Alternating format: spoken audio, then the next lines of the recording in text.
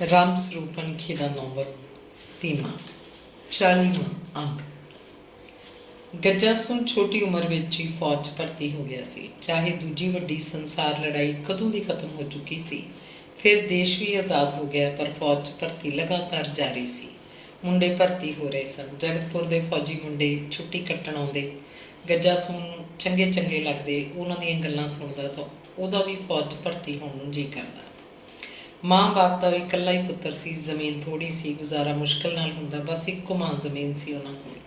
ਉਹਦਾ ਬਾਪ ਹਿੱਸੇ ਉੱਤੇ ਹੋਰ ਜ਼ਮੀਨ ਲੈ ਕੇ 2 ਬਲਦਾਂ ਦੀ ਵਾਹੀ ਕਰਦਾ। ਜਦੋਂ ਪਿੰਡ ਦੇ ਹੋਰ ਫੌਜੀ ਮੁੰਡਿਆਂ ਦੇ ਮਨੀ ਆਰਡਰ ਹੁੰਦੇ ਤਾਂ ਗੱਜਾ ਸਿੰਘ ਦੇ ਮਾਪਿਆਂ ਨੂੰ ਵੀ ਲਾਲਚ ਜਾਗਦਾ, ਜੇ ਕਿਤੇ ਉਹਨਾਂ ਦਾ ਪੁੱਤਰ ਵੀ ਫੌਜ 'ਚ ਚਲਿਆ ਜਾਵੇ, ਚੰਗੇ ਕੱਪੜੇ ਪਹਿਨੇ, ਚੱਜ ਦੀ ਰੋਟੀ ਖਾਵੇ, ਬਣ ਠਣ ਕੇ ਰਿਹਾ ਕਰੇ ਅਤੇ ਉਹਨਾਂ ਨੂੰ ਪੈਸੇ ਵੀ ਭੇਜੇ। ਗੱਜਾ ਸਿੰਘ ਮਾਂ ਬਾਪ ਦੀ ਮਰਜ਼ੀ ਨਾਲ ਹੀ ਭਰਤੀ ਹੋਇਆ ਸੀ ਅਤੇ ਫਿਰ ਉਹਦੇ ਵੀ ਮਨੀ ਆਰਡਰ ਆਉਣ ਲੱਗ ਪਏ। 10 ਕੁ ਸਾਲ ਲੰਘੇ। ਉਹਨਾਂ ਦੇ ਘਰ ਦੀ ਹਾਲਤ ਕੁਝ ਕੁ ਸੁਧਰਨ ਲੱਗੀ। ਗੱਜਾ ਸਿੰਘ ਨੂੰ ਸਾਕ ਵੀ ਹੋ ਗਿਆ। ਉਹਨਾਂ ਦਿਨਾਂ 'ਚ ਫੌਜੀਆਂ ਨੂੰ ਰਿਸ਼ਤੇ ਹੋ ਜਾਂਦੇ ਸਨ। ਉਹਨਾਂ ਨੂੰ ਆਮ ਸਰਕਾਰੀ ਮੁਲਾਜ਼ਮਾਂ ਵਾਂਗ ਹੀ ਸਮਝਿਆ ਜਾਂਦਾ। ਤਨਖਾਹ ਪੈਂਦੀ ਸੀ, ਚੰਗਾ ਪਹਿਨਣ ਖਾਣ ਸੀ। ਫੌਜੀ ਨੂੰ ਕੁੜੀ ਦੇਣਾ ਲੋਕ ਚੰਗਾ ਸਮਝਦੇ। ਲੋਕ ਗੀਤ ਬਣੇ ਸਨ, ਵਸਣਾ ਫੌਜੀ ਦੇ, ਚਾਹੇ ਬੂਟ ਸਣੇ ਲੱਤ ਮਾਰੇ। ਬਹੂ ਸੱਸ ਸਹੁਰੇ ਕੋਲ ਜਗਤਪੁਰ ਰਹਿੰਦੀ। ਗੱਜਾ ਸਾਲ ਵਿੱਚ ਇੱਕ ਵਾਰ 2 ਮਹੀਨਿਆਂ ਦੀ ਛੁੱਟੀ ਆਉਂਦਾ ਸੀ। 1 ਮਹੀਨਾ ਤਾਂ ਉਹਦਾ ਰਿਸ਼ਤੇਦਾਰੀਆਂ 'ਚ ਮਿਲਣ, ਫੌਜੀ ਮਿੱਤਰਾਂ ਦੇ ਪਿੰਡੀ ਜਾਣ ਅਤੇ ਸਹੁਰੇ ਜਾ ਕੇ ਰਾਤਾਂ ਕੱਟਣ 'ਚ ਹੀ ਲੰਘ ਜਾਂਦਾ। ਬਹੂ ਕੋਲ ਆਪਣੇ ਘਰ 1 ਮਹੀਨਾ ਹੀ ਉਹ ਰਹਿੰਦਾ। ਜਦੋਂ ਕਦੇ ਮੌਕਾ ਲੱਗਦਾ, ਗੱਜਾ ਬਹੂ ਨੂੰ ਨਾਲ ਫੌਜ 'ਚ ਵੀ ਲੈ ਜਾਂਦਾ। ਘਰੇਲੂ ਫੌਜੀਆਂ ਨੂੰ ਵੱਖਰੇ ਕੁਆਟਰ ਵੀ ਮਿਲ ਜਾਂਦੇ। ਵਿਆਹ ਨੂੰ 10-12 ਸਾਲ ਬੀਤ ਚੁੱਕੇ ਸਨ। ਰੱਬ ਦੀ ਮਰਜ਼ੀ, ਗੱਜੇ ਦੀ ਬਹੂ ਕੋਲ ਕੋਈ ਨਿਆਣਾ ਨਿੱਕਾ ਨਹੀਂ ਸੀ। ਉਹਨੇ ਉਦੋਂ ਕਦੇ ਜਾ ਕੇ ਮੁੰਡਾ ਜੰਮਿਆ ਜਦੋਂ ਗੱਜੇ ਦੇ ਪੈਨਸ਼ਨ ਹੋ ਕੇ ਆਉਣ 'ਚ ਸਿਰਫ 4 ਸਾਲ ਬਾਕੀ ਰਹਿੰਦੇ ਸੀ। ਮੁੰਡਾ ਉਹ ਇਹੀ ਸੀ, ਆ ਮੱਖਣ, ਜਿਹੜਾ ਵੱਡਾ ਹੋ ਕੇ ਫਿਰ ਕਬੱਡੀ ਦਾ ਵਧੀਆ ਖਿਡਾਰੀ ਬਣਿਆ, ਫਿਰ ਨੌਜਵਾਨ ਸਭਾ 'ਚ ਹਿੱਸਾ ਲੈਣ ਲੱਗਿਆ, ਪੰਚਾਇਤ ਮੈਂਬਰ ਵੀ ਬਣਿਆ। ਅਤੇ ਇਹ ਇੱਕੋ ਮੁੰਡਾ ਸੀ ਗੱਜੇ ਦੇ। ਮੁੜ ਕੇ ਕੋਈ ਜਵਾਕ ਨਹੀਂ ਹੋਇਆ। ਬਹੂ ਉਹਨੂੰ ਬੜੇ ਚਾਅ ਮਲ੍ਹਾਰ ਨਾਲ ਪਾਲਦੀ ਰਹੀ। ਕਦੇ ਜਗਤਪੁਰ ਹੁੰਦੀ, ਕਦੇ ਆਪਣੇ ਪੇਕੇ ਪਿੰਡ। ਗੱਜੇ ਦੇ ਪਿਓ ਨੇ ਖੇਤੀ ਦਾ ਕੰਮ ਛੱਡਿਆ ਨਹੀਂ ਸੀ, ਘਟਾ ਜ਼ਰੂਰ ਦਿੱਤਾ ਸੀ। ਹਿੱਸੇ ਉੱਤੇ ਜ਼ਮੀਨ ਥੋੜ੍ਹੀ ਲੈਂਦਾ, ਜਿੰਨੀ ਕਿ ਉਹ ਕਰ ਸਕਦਾ। ਇਕੱਲਾ ਬੰਦਾ ਸੀ। ਪਹਿਲਾਂ ਤਾਂ ਜਦੋਂ ਗੱਜਾ ਇੱਥੇ ਸੀ ਉਹਦਾ ਸਹਾਰਾ ਸੀ। ਫਿਰ ਉਹਨੇ ਕਈ ਸਾਲ ਸੀਰੀ ਵੀ ਰੱਖਿਆ ਸੀ। ਹੁਣ ਸਿਰਫ ਇੱਕ ਨੌਕਰ ਸੀ, ਜਿਹੜਾ ਘਰ 'ਚ ਮਾਲ ਢਾਂਡਾ ਵੀ ਸਾਂਭਦਾ, ਖੇਤ ਦਾ ਕੰਮ ਵੀ ਕਰਾਉਂਦਾ। 2 ਬਲਦਾਂ ਤੋਂ ਬਗੈਰ ਉਹਨਾਂ ਕੋਲ 1 ਮੱਝ ਸੀ ਬਸ। ਬਹੁਤੇ ਪਸ਼ੂ ਰੱਖਣ ਦੀ ਨਾ ਹੁਣ ਹਿੰਮਤ ਸੀ, ਨਾ ਲੋੜ। 1 ਮੱਝ ਨਾਲ ਘਰ ਦਾ ਡੰਗਾ ਨਹੀਂ ਜਾਂਦਾ। ਦੁੱਧ ਤਾਂ ਜ਼ਰੂਰੀ ਸੀ। ਮੱਖਣ ਤੇ ਮੱਖਣ ਦੀ ਮਾਂ ਨੂੰ ਦੁੱਧ ਘਿਓ ਜ਼ਰੂਰੀ ਸੀ। ਇੱਕੋ ਤਾਂ ਪੋਤਾ ਸੀ ਉਹਨਾਂ ਦੇ। ਉਹ ਬੜੇ ਲਾਡ ਚਾਅ ਨਾਲ ਉਹਨੂੰ ਪਾਲ ਰਹੇ ਸੀ।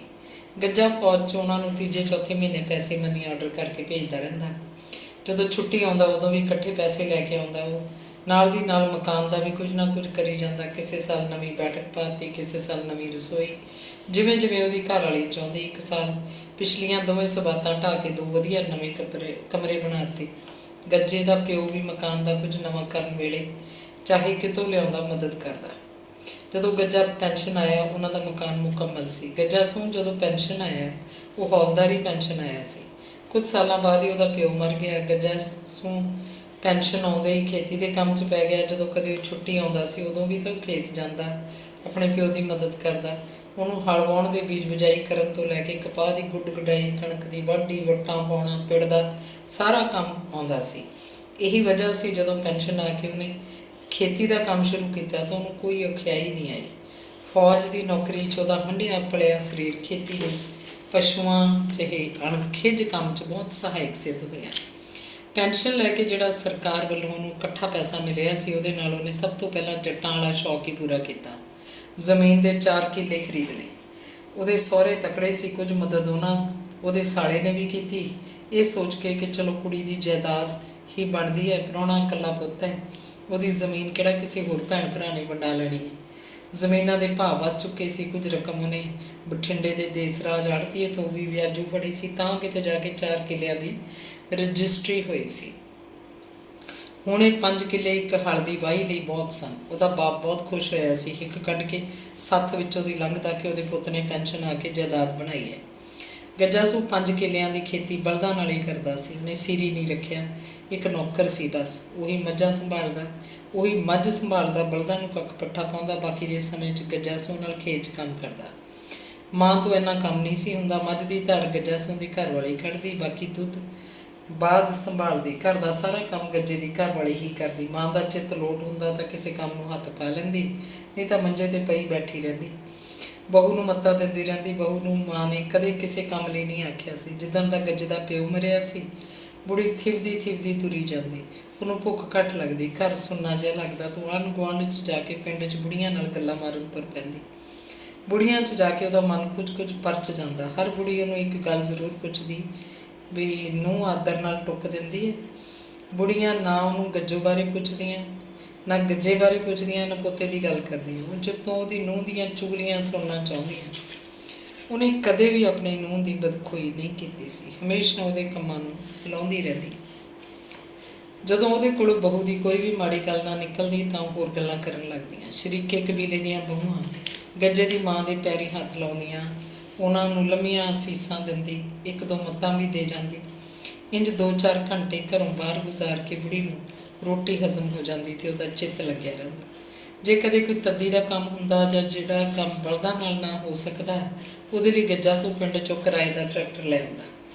ਪਿੰਡ 'ਚ ਕਈ ਅਜਿਹੇ ਟਰੈਕਟਰ ਸਨ ਜਿਹੜੇ ਕਿਰਾਏ ਭਾੜੇ ਦਾ ਕੰਮ ਕਰਦੇ। ਸਮਝਦਾਰ ਕਿਸਾਨ ਦਿਨ ਰਾਤ ਕਮਾਈ ਕਰਦੇ ਸਨ, ਦਿਨ ਰਾਤ ਦੇਹ ਵੇਲਦੇ। ਬੰਦਿਆਂ ਦੀ ਲੋੜ ਹੁੰਦੀ ਤਾਂ ਬੰਦੇ ਥਿੜੀ ਆ ਜਾਂਦੇ। ਥਿੜੀ ਦਾ ਕੰਮ ਉਹਦਾ ਨੌਕਰਕਾਰਾਂ ਦਾ ਸੀ। ਹੋਰ ਬਹੁਤੇ ਬੰਦਿਆਂ ਦੀ ਲੋੜ ਵੇਲੇ ਦਿਹਾੜੀਏ ਮਿਲ ਜਾਂਦੇ ਸਨ। ਹੁਣ ਤਾਂ ਪਿੰਡ ਵਿੱਚ ਬਿਹਾਰੀ ਮਜ਼ਦੂਰ ਵੀ ਰਹਿੰਦੇ ਸੀ ਜਿਹੜੇ ਖੇਤੀ ਦਾ ਕੰਮ ਹੀ ਕਰਦੇ, ਦਿਹਾੜੀ ਉੱਤੇ ਵੀ ਜਾਂਦੇ ਸੀ। ਕੁਝ ਸਾਲਾਂ ਬਾਅਦ ਫਿਰ ਗੱਜਾ ਸਹੁੰ ਦੀ ਮਾਂ ਵੀ ਚਲਾਣਾ ਕਰ ਗਈ। ਪਹਿਲਾਂ ਪਿਓ, ਹੁਣ ਫਿਰ ਮਾਂ ਦੇ ਮਰਨ ਨਾਲ ਗੱਜਾ ਸਹੁੰ ਨੂੰ ਲੱਗਿਆ ਜਿਵੇਂ ਯਤੀਮ ਹੋ ਗਿਆ ਹੋਵੇ। ਮਾਂ ਚਾਹੇ ਕੰਮ ਕੋਈ ਨਹੀਂ ਸੀ ਕਰਦੀ, ਉਹਦਾ ਸਹਾਰਾ ਬਹੁਤ ਸੀ। ਜਦੋਂ ਵੀ ਗੱਜਾ ਸਹੁੰ ਨੂੰ ਵਕਤ ਮਿਲਦਾ, ਤੜਕੇ ਜਾਂ ਆਥਣੇ ਰੋਟੀ ਤੋਂ ਬਾਅਦ ਉਹ ਮਾਂ ਕੋਲ ਅੱਧਾ ਘੰਟਾ ਜ਼ਰੂਰ ਬੈਠਦਾ। ਉਹਦੇ ਨਾਲ ਘਰ ਕਬੀਲਦਾਰੀ ਦੀਆਂ ਗੱਲਾਂ ਕਰਦਾ, ਉਹਦੀਆਂ ਸਲਾਹਾਂ ਲੈਂਦਾ। ਮਾਂ ਪੁੱਤ ਕਦੇ ਸਧਾਰਨ ਜਿਹੀਆਂ ਗੱਲਾਂ ਕਰਦੇ, ਕਦੇ ਬਹੁਤ ਹੌਲੀ ਬੋਲ ਕੇ ਕੋਈ ਗੁੱਝੀ ਗੱਲ ਵੀ ਕਰ ਰਹੇ ਹੁੰਦੇ। ਬਹੂ ਦਾ ਸੁਭਾਅ ਸੀ, ਉਹ ਮਾਂ ਪੁੱਤ ਦੀਆਂ ਗੱਲਾਂ ਦੀ ਕਦੇ ਵਿੜਕ ਨਹੀਂ ਲੈਂਦੀ ਸੀ। ਉਹਦੇ ਲਈ ਇਹ ਸਧਾਰਨ ਗੱਲ ਸੀ। ਪੁੱਤ ਮਾਂ ਨਾਲ ਗੱਲ ਨਹੀਂ ਕਰੇਗਾ ਤਾਂ ਹੋਰ ਕਿਹਦੇ ਨਾਲ ਕਰੇਗਾ? ਉਹਨੂੰ ਕੋਈ ਲੋੜ ਨਹੀਂ ਸੀ ਕਿ ਕੰਨ ਉਹਨਾਂ ਵੱਲ ਕਰੇ। ਗੱਜਾ ਸਹੁੰ ਦਾ ਖੇਤੀ ਦਾ ਕੰਮ ਸੋਹਣਾ ਰੁੜੀ ਜਾ ਰਿਹਾ ਸੀ। ਉਹਨੂੰ ਕੋਈ ਐਬ ਵੈਲ ਨਹੀਂ ਸੀ। ਉਹ ਪਿੰਡ ਦੇ ਮੁੰਡਿਆਂ ਨਾਲ ਦਾਰੂ ਨਹੀਂ ਪੀਂਦਾ ਸੀ। ਲੋਕਾਂ ਵਿੱਚ ਤਾਂ ਇਹ ਮਸ਼ਹੂਰ ਸੀ ਕਿ ਦਾਰੂ ਪੀਂਦਾ ਹੀ ਨਹੀਂ। ਲੋਕ ਹੈਰਾਨ ਹੁੰਦੇ ਕਿ ਕਮਾਲ ਹੈ ਬਈ, ਗੱਜਾ ਫੌਜੀ ਹੋ ਕੇ ਵੀ ਦਾਰੂ ਨੂੰ ਹੱਥ ਨਹੀਂ ਲਾਉਂਦਾ। ਬਠਿੰਡੇ ਛਾਉਣੀ ਵਿੱਚ ਫੌਜੀ ਕੰਟੀਨ ਉੱਤੇ ਉਹਦਾ ਕਾਰਡ ਬਣਿਆ ਸੀ। ਇਹ ਕਾਰਡ ਉਹ ਚੋਰੀ ਸੰਭਾਲ ਕੇ ਰੱਖਦਾ। ਛਾਉਣੀ ਜਾਣ ਦਾ ਕਿਸੇ ਨੂੰ ਪਤਾ ਨਹੀਂ ਲੱਗਣ ਦਿੰਦਾ ਸੀ। ਉਹਦਾ ਘਰ ਵਿੱਚ ਵੀ ਕਿਸੇ ਨੂੰ ਇਲਮ ਨਹੀਂ ਹੁੰਦਾ ਸੀ ਕਿ ਬਠਿੰਡੇ ਅੱਜ ਉਹਨੇ ਕੰਟੀਨ 'ਤੇ ਵੀ ਜਾਣਾ। ਬਠਿੰਡੇ ਉਹ ਹਰ ਮਹੀਨੇ 2 ਬੋਤਲਾਂ ਰੰਮ ਦੀਆਂ ਲੈ ਕੇ ਘਰ ਆਉਂਦਾ ਅਤੇ ਘਰ 'ਚ ਬੋਤਲਾਂ ਨੂੰ ਇਹ ਛੁਪਾ ਕੇ ਕਿਧਰੇ ਰੱਖਦਾ, ਜਿਵੇਂ ਕੋਈ ਫੀਮ ਦੀ ਡੱਬੀ ਜਾਂ ਜ਼ਹਿਰ ਦੀ ਸ਼ੀਸ਼ੀ ਛੁਪਾ ਕੇ ਰੱਖਦਾ ਹੋਵੇ। ਰਾਤ ਨੂੰ ਰੋਟੀ ਖਾਣ ਤੋਂ ਪਹਿਲਾਂ ਇੱਧਰ ਉੱਧਰ ਤੁਰਦਾ ਫਿਰਦਾ, ਇੱਕ ਪੈਗ ਤਕੜਾ ਜਿਹਾ ਸੰਘੋ ਥੱਲੇ ਮਾਰਦਾ ਅਤੇ ਪਿੱਛੋਂ ਗੰਢੇ ਦੀ ਫਾੜੀ ਚੱਬ ਲੈਂਦਾ। ਉਹਦੇ ਇੰਜ ਕਰਨ ਦਾ ਬਸ ਉਹਦੀ ਘਰ ਵਾਲੀ ਨਾਮੋ ਨੂੰ ਪਤਾ ਸੀ, ਪਰ ਗੱਜਾ ਮੱਖਣ ਦੇ ਸਾਹਮਣੇ ਕਦੇ ਪੈਗ ਨਹੀਂ ਮਾਰਦਾ ਸੀ। ਉਹ ਤੋਂ ਲੁਕੋ ਰੱਖਦਾ ਬਚਾਅ ਵੀ। ਗੱਜਾ ਆਥਣ ਨੂੰ ਕਦੇ ਸੱਥ ਵਿੱਚ ਬੁੜਿਆਂ ਕੋਲ ਤਾਂ ਬੈਠ ਜਾਂਦਾ ਅਤੇ ਉਹਨਾਂ ਦੀਆਂ ਗੱਲਾਂ ਸੁਣਦਾ, ਪਰ ਮੁੰਡਿਆਂ ਦੀ ਢਾਣੀ 'ਚ ਨਹੀਂ ਜਾਂਦਾ ਸੀ। ਮੁੰਡਾ ਕੋਈ ਉਹਨੂੰ ਆਪ ਹੀ ਨਹੀਂ ਸੱਦਦਾ ਸੀ। ਸਭ ਨੂੰ ਪਤਾ ਸੀ ਫੌਜੀ ਪੀਂਦਾ ਨਹੀਂ। ਆਮ ਮੁੰਡਿਆਂ ਨਾਲੋਂ ਚਾਹੇ ਉਹਦੀ ਉਮਰ ਖਾਸੀ ਵੱਡੀ ਸੀ, ਪਰ ਉਹ ਬੁੜਾ ਵੀ ਨਹੀਂ ਲੱਗਦਾ ਸੀ। ਬੁੜਿਆਂ 'ਚ ਬੈਠਣ ਕਰਕੇ ਗੱਲਾਂ ਬੁੜਿਆਂ ਵਾਲੀਆਂ ਹੀ ਕਰਦਾ। ਉਹਦੀ ਵੱਡੀ ਆਸ ਮੱਖਣ ਉੱਤੇ ਸੀ। ਉਹ ਮੱਖਣ ਨੂੰ ਬੜੇ ਸ਼ੌਕ ਨਾਲ ਪੜ੍ਹਾ ਰਿਹਾ ਸੀ। ਉਹਨੂੰ ਖਾਣ ਪੀਣ ਨੂੰ ਪੂਰਾ ਦਿੱਤਾ ਜਾਂਦਾ। ਹੱਥਾਂ ਨੂੰ ਅਣਘਾਲਿਆ ਤੱਤਾ ਕੀਤਾ ਡੱਕਵਾਂ ਦੁੱਧ ਪੀਂਦਾ। ਦੋਵੇਂ ਵਕਤ ਉਹਦੀ ਦਾਲ ਸਬਜ਼ੀ 'ਚ ਘਿਓ ਉੱਤੋਂ ਦੀ ਤੈਰਦਾ। ਉਹ ਸਵੇਰੇ ਰਿੜਕਣੇ ਦੀ ਅੱਧ ਰਿੜਕ ਦਹੀਂ ਪੀਂਦਾ, ਚਾਹ ਦੇ ਨੇੜੇ ਨਹੀਂ ਜਾਂਦਾ ਸੀ। ਨਾਮੋ ਉਹਨੂੰ ਮੱਖਣੀ 'ਚ ਲਬੇੜ ਕੇ ਰਾਤ ਦੇ ਭਿਉਂਤੇ ਬਦਾਮ ਖਵਾਉਂਦੀ। ਉਹ ਨੱਕ ਮਾਰਦਾ। ਨਾਮੋ ਉਹਨੂੰ ਗਾਲਾਂ ਕੱਢਣ ਲੱਗਦੀ, ਆਖਦੀ ਵੇਖ ਮੁੱਤਾ, ਬਦਾਮ ਖਾਣ ਨਾਲ ਪੜ੍ਹਾਈ ਬਹੁਤ ਆਉਂਦੀ ਹੈ। 10ਵੀਂ ਪਾਸ ਤਾਂ ਉਹ ਪਿੰਡ ਦੇ ਸਕੂਲ 'ਚੋਂ ਹੀ ਕਰ ਗਿਆ ਸੀ। ਉਦੋਂ ਹਾਈ ਸਕੂਲ ਹੀ ਹੁੰਦਾ ਸੀ। ਸੀਨੀਅਰ ਸੈਕੰਡਰੀ ਤਾਂ ਬਹੁਤ ਸਾਲਾਂ ਬਾਅਦ ਬਣਿਆ। ਫਿਰ +2 ਕਰਨ ਲਈ ਉਹ ਬਠਿੰਡੇ ਦੇ ਇੱਕ ਪਬਲਿਕ ਸਕੂਲ 'ਚ ਜਾਣ ਲੱਗਿਆ। ਉੱਥੋਂ +2 ਕਰਕੇ ਉਹ ਸਰਕਾਰੀ ਕਾਲਜ 'ਚ ਜਾ ਲੱਗਿਆ ਕਿ BA ਕਰ ਸਕੇ। ਪਰ ਕਾਲਜ ਜਾ ਕੇ ਜਿਵੇਂ ਮੱਖਣ ਨੂੰ ਖੰਭ ਲੱਗ ਗਈ। ਉਹ ਆਪਣੇ ਸਾਰੇ ਪੀਰੀਅਡ ਨਹੀਂ ਲਾਉਂਦਾ ਸੀ। ਕੈਂਟੀਨ 'ਤੇ ਆ ਕੇ ਬਹਿ ਜਾਂਦਾ। ਚਾਹ ਪੀਣ ਆਈਆਂ ਕੁੜੀਆਂ ਵੱਲ ਹੀ ਝਾਕੀ ਜਾਂਦਾ। ਉਹਨਾਂ ਵਿੱਚੋਂ ਕਿਸੇ ਨੂੰ ਬੁਲਾਉਣ ਦੀ ਕੋਸ਼ਿਸ਼ ਕਰਦਾ, ਪਰ ਬੁਲਾ ਨਾ ਸਕਦਾ। ਉਹਦੇ ਅੰਦਰ ਕਿਸੇ ਵੀ ਕੁੜੀ ਪ੍ਰਤੀ ਇੱਕ ਤਿੱਖੀ ਭੁੱਖ ਵਸੀ ਹੋਈ ਸੀ। ਖਿਆਲਾਂ 'ਚ ਉਸ ਕੁੜੀ ਨਾਲ ਗੱਲਾਂ ਕਰਦਾ, ਚਿੱਠੀ ਲਿਖ ਕੇ ਲਿਆਉਂਦਾ। ਇਹ ਚਿੱਠੀ ਕਈ ਦਿਨ ਉਹਦੀ ਜੇਬ 'ਚ ਹੀ ਪਈ ਰਹਿੰਦੀ। ਇਕੱਲਾ ਬੈਠਾ ਉਸ ਚਿੱਠੀ ਨੂੰ ਪੜ੍ਹਦਾ, ਮੁੜ ਜੇਬ 'ਚ ਪਾ ਲੈਂਦਾ। ਉਹਦੀ ਕਦੇ ਵੀ ਕੋਈ ਚਿੱਠੀ ਟਿਕਾਣੇ 'ਤੇ ਨਹੀਂ ਪਹੁੰਚੀ ਸੀ। ਉਹਦਾ ਮਨ ਉਚਾਟ ਹੋਇਆ ਰਹਿੰਦਾ। ਕਦੇ ਕਾਲਜ ਉਹਨੂੰ ਬੁਰਾ ਲੱਗਦਾ, ਪਰ ਪਿੰਡ ਆ ਕੇ ਉਹਦਾ ਅਗਲੇ ਦਿਨ ਛੇਤੀ ਕਾਲਜ ਜਾਣ ਨੂੰ ਜੀਅ ਕਰਦਾ। ਕਾਲਜ ਤੋਂ ਬੱਸ ਸਟੈਂਡ ਬਹੁਤ ਨੇੜੇ ਸੀ। ਉਹ ਬੱਸ ਸਟੈਂਡ ਤੋਂ ਕਾਲਜ ਆਉਂਦਾ ਤੇ 1-2 ਪੀਰੀਅਡ ਲਾ ਕੇ ਮੁੜ ਕੇ ਬੱਸ ਸਟੈਂਡ 'ਤੇ ਆ ਜਾਂਦਾ। ਇੱਧਰ ਉੱਧਰ ਘੁੰਮਦੀਆਂ ਕੁੜੀਆਂ ਵੱਲ ਝਾਕਦਾ, ਬੱਸ ਸਟੈਂਡ ਦੇ ਵਰਾਂਡਿਆਂ 'ਚ ਕਿਸੇ ਬੈਂਚ ਉੱਤੇ ਬੈਠ ਜਾਂਦਾ। ਕੁੜੀਆਂ ਨਾ ਦਿਸਦੀਆਂ ਤਾਂ ਬੱਸਾਂ ਵੱਲ ਹੀ ਝਾਕਦਾ, ਜਿਵੇਂ ਬੱਸ ਵਿੱਚੋਂ ਉਹਦੇ ਕਿਸੇ ਖਾਸ ਬੰਦੇ ਨੇ ਉਤਰਨਾ ਹੋਵੇ। ਉਹਨੂੰ ਝੋਲਾ ਜਿਹਾ ਪੈਂਦਾ, ਜਿਵੇਂ ਕੋਈ ਕੁੜੀ ਹੱਥ 'ਚ ਕਿਤਾਬਾਂ ਫੜੀ ਬੱਸ 'ਚੋਂ ਉਤਰੀ ਹੈ ਅਤੇ ਸਿੱਧੀ ਉਹਦੇ ਵੱਲ ਆ ਰਹੀ ਹੈ। ਪਰ ਉਹਦੀਆਂ ਅੱਖਾਂ ਖੁੱਲ੍ਹਦੀਆਂ ਤਾਂ ਕੋਈ ਕੁੜੀ ਉਹਦੇ ਵੱਲ ਨਹੀਂ ਆ ਰਹੀ ਹੁੰਦੀ ਸੀ। ਉਹ ਬੈਠਾ ਬੈਠਾ ਆਪਣੀ ਘੜੀ ਵੱਲ ਦੇਖਦਾ। ਉਹਨੂੰ ਯਾਦ ਆਉਂਦਾ ਕਿ ਉਹਦੇ 2 ਪੀਰੀਅਡ ਅਜੇ ਬਾਕੀ ਹਨ। ਉਹ ਜੱਗੋ ਤੱਕੀ ਜੀ ਕਰਦਾ।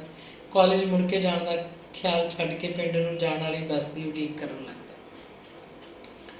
ਹਾਲੇ ਤੱਕ ਮੱਖਣ ਦੀ ਕਿਸੇ ਮੁੰਡੇ ਨਾਲ ਵੀ ਦੋਸਤੀ ਨਹੀਂ ਹੋਈ ਸੀ। ਉਹਨਾਂ ਦੇ ਪਿੰਡੋਂ ਹੋਰ ਮੁੰਡੇ ਵੀ ਆਉਂਦੇ ਸੀ, ਉਹਨਾਂ ਵਿੱਚੋਂ ਬਹਿੰਦਾ ਉੱਠਦਾ ਹੀ ਨਹੀਂ ਸੀ। ਇੱਕ ਦਿਨ ਉਹ ਕਾਲਜ ਦੇ ਗਰਾਊਂਡ ਵੱਲ ਹੋਇਆ। ਇੱਕ ਪਾਸੇ ਮੁੰਡੇ ਕਬੱਡੀ ਖੇਡ ਰਹੇ ਸੀ। ਪਹਿਲਾਂ ਤਾਂ ਦੂਰ ਬੈਠਾ ਉਹਨਾਂ ਨੂੰ ਦੇਖੀ ਗਿਆ, ਫਿਰ ਇੱਕ ਮੁੰਡੇ ਨੂੰ ਪੁੱਛ ਕੇ ਉਹਨੇ ਵੀ ਕੱਪੜੇ ਲਾਹਤੇ। ਮੁੰਡਿਆਂ ਨੇ ਵੇਖਿਆ, ਕੱਪੜੇ ਉਤਾਰਿਆ ਤਾਂ ਉਹਦਾ ਸਰੀਰ ਅੰਦਰੋਂ ਤਾਂ ਬਹੁਤ ਸੋਹਣਾ ਸੀ, ਗੋਲ ਮਟੋਲ ਜਿਹਾ ਤੇ ਭਰੇ ਭਰੇ ਅੰਗ ਪੈਰ। ਉਹ ਕੌਡੀ ਪਾਉਣ ਲੱਗਾ, ਕਲਹਿਰੀ ਮੋਰ ਰੰਗ ਨੱਚ ਰਿਹਾ ਸੀ। ਉਹ ਮੁੰਡੇ ਨੂੰ ਹੱਥ ਲਾ ਕੇ ਮੁੜ ਆਇਆ ਸੀ, ਕੋਈ ਉਹਨੂੰ ਫੜ ਨਹੀਂ ਸਕਿਆ। ਉਹ 3 ਵਾਰ ਕੌਡੀ ਪਾ ਕੇ ਆਇਆ ਤੇ ਕਿਸੇ ਨੂੰ ਨੇੜੇ ਨਹੀਂ ਲੱਗਣ ਦਿੱਤਾ। ਉਹਨਾਂ ਦੇ ਪਾਲੇ 'ਚ ਜਦੋਂ ਦੂਜਿਆਂ ਦਾ ਕੋਈ ਕੌਡੀ ਪਾਉਣ ਆਉਂਦਾ ਸੀ ਤਾਂ ਮੱਖਣ ਨੇ 2 ਮੁੰਡਿਆਂ ਨੂੰ ਗਿੱਟੇ ਤੋਂ ਕਾਬੂ ਕੀਤਾ ਸੀ, ਜਿੰਦਾ ਹੀ ਲਾਤਾ, ਹਿੱਲਣ ਨਹੀਂ ਦਿੱਤਾ। ਖੇਡ ਜਦੋਂ ਖਤਮ ਹੋਈ ਤਾਂ ਮੁੰਡੇ ਕੱਪੜੇ ਪਾਉਣ ਲੱਗੇ। ਸਾਰਿਆਂ ਦੇ ਦਮ ਚੜ੍ਹੇ ਹੋਏ ਸਨ ਤੇ ਉਹ ਸਭ ਮੱਖਣ ਵੱਲ ਝਾਕ ਰਹੇ ਸਨ। ਉਹਦੇ ਗੁੰਦਵੇਂ ਸਰੀਰ ਦੀਆਂ ਸਿਫਤਾਂ ਕਰਦੇ। ਉਹਦੇ ਮਸਲਾਂ ਦਾ ਮਾਸ ਡੱਡ ਦੇ ਢਿੱਡ ਵਾਂਗ ਉੱਤੇ ਥੱਲੇ ਹੁੰਦਾ ਸੀ। ਇੱਕ ਮੁੰਡਾ ਛੇਤੀ ਛੇਤੀ ਆਪਣੇ ਕੱਪੜੇ ਪਾ ਕੇ ਮੱਖਣ ਦੇ ਨੇੜੇ ਹੋਇਆ ਤੇ ਉਹਨੂੰ ਬਹੁਤ ਮੋਹ ਨਾਲ ਪੁੱਛਣ ਲੱਗਿਆ, ਆੜੀ ਸਿਆਂ, ਤੇਰਾ ਪਿੰਡ ਕਿਹੜਾ? ਪਿੰਡ ਮੇਰਾ ਬਾਈ ਜਗਤਪੁਰ ਹੈ। ਮੱਖਣ ਸਿੰਘ ਉਸ ਮੁੰਡੇ ਵੱਲ ਗੌਰ ਨਾਲ ਝਾਕਿਆ ਤੇ ਜਵਾਬ ਦਿੱਤਾ, ਕਿਹੜੀ ਕਲਾਸ ਹੈ ਤੇਰੀ? ਪਾਰਟ 1 ਹੈ, ਨਾਨ ਮੈਡੀਕਲ। ਫਿਰ ਤਾਂ ਤੂੰ ਸਾਡੇ ਪਿੰਡਾਂ ਦਾ ਹੀ ਹੈ। ਮੈਂ ਪੱਕਾ ਕਲਾਂ ਦਾ। ਮੱਖਣ ਉਹਦੇ ਵੱਲ ਝਾਕ ਕੇ ਮੁਸਕਰਾਉਣ ਲੱਗਿਆ। ਇੱਦੋਂ ਬਾਅਦ ਉਹ ਪਿੱਪਲ ਥੱਲੇ ਆਪਣੀ ਇੱਕ ਮੀਟਿੰਗ ਹੈ, ਤੂੰ ਵੀ ਆ ਜਾ। ਗੁਰਜੀਤ ਨੇ ਉਹਨੂੰ ਪ੍ਰੇਰ ਲਿਆ।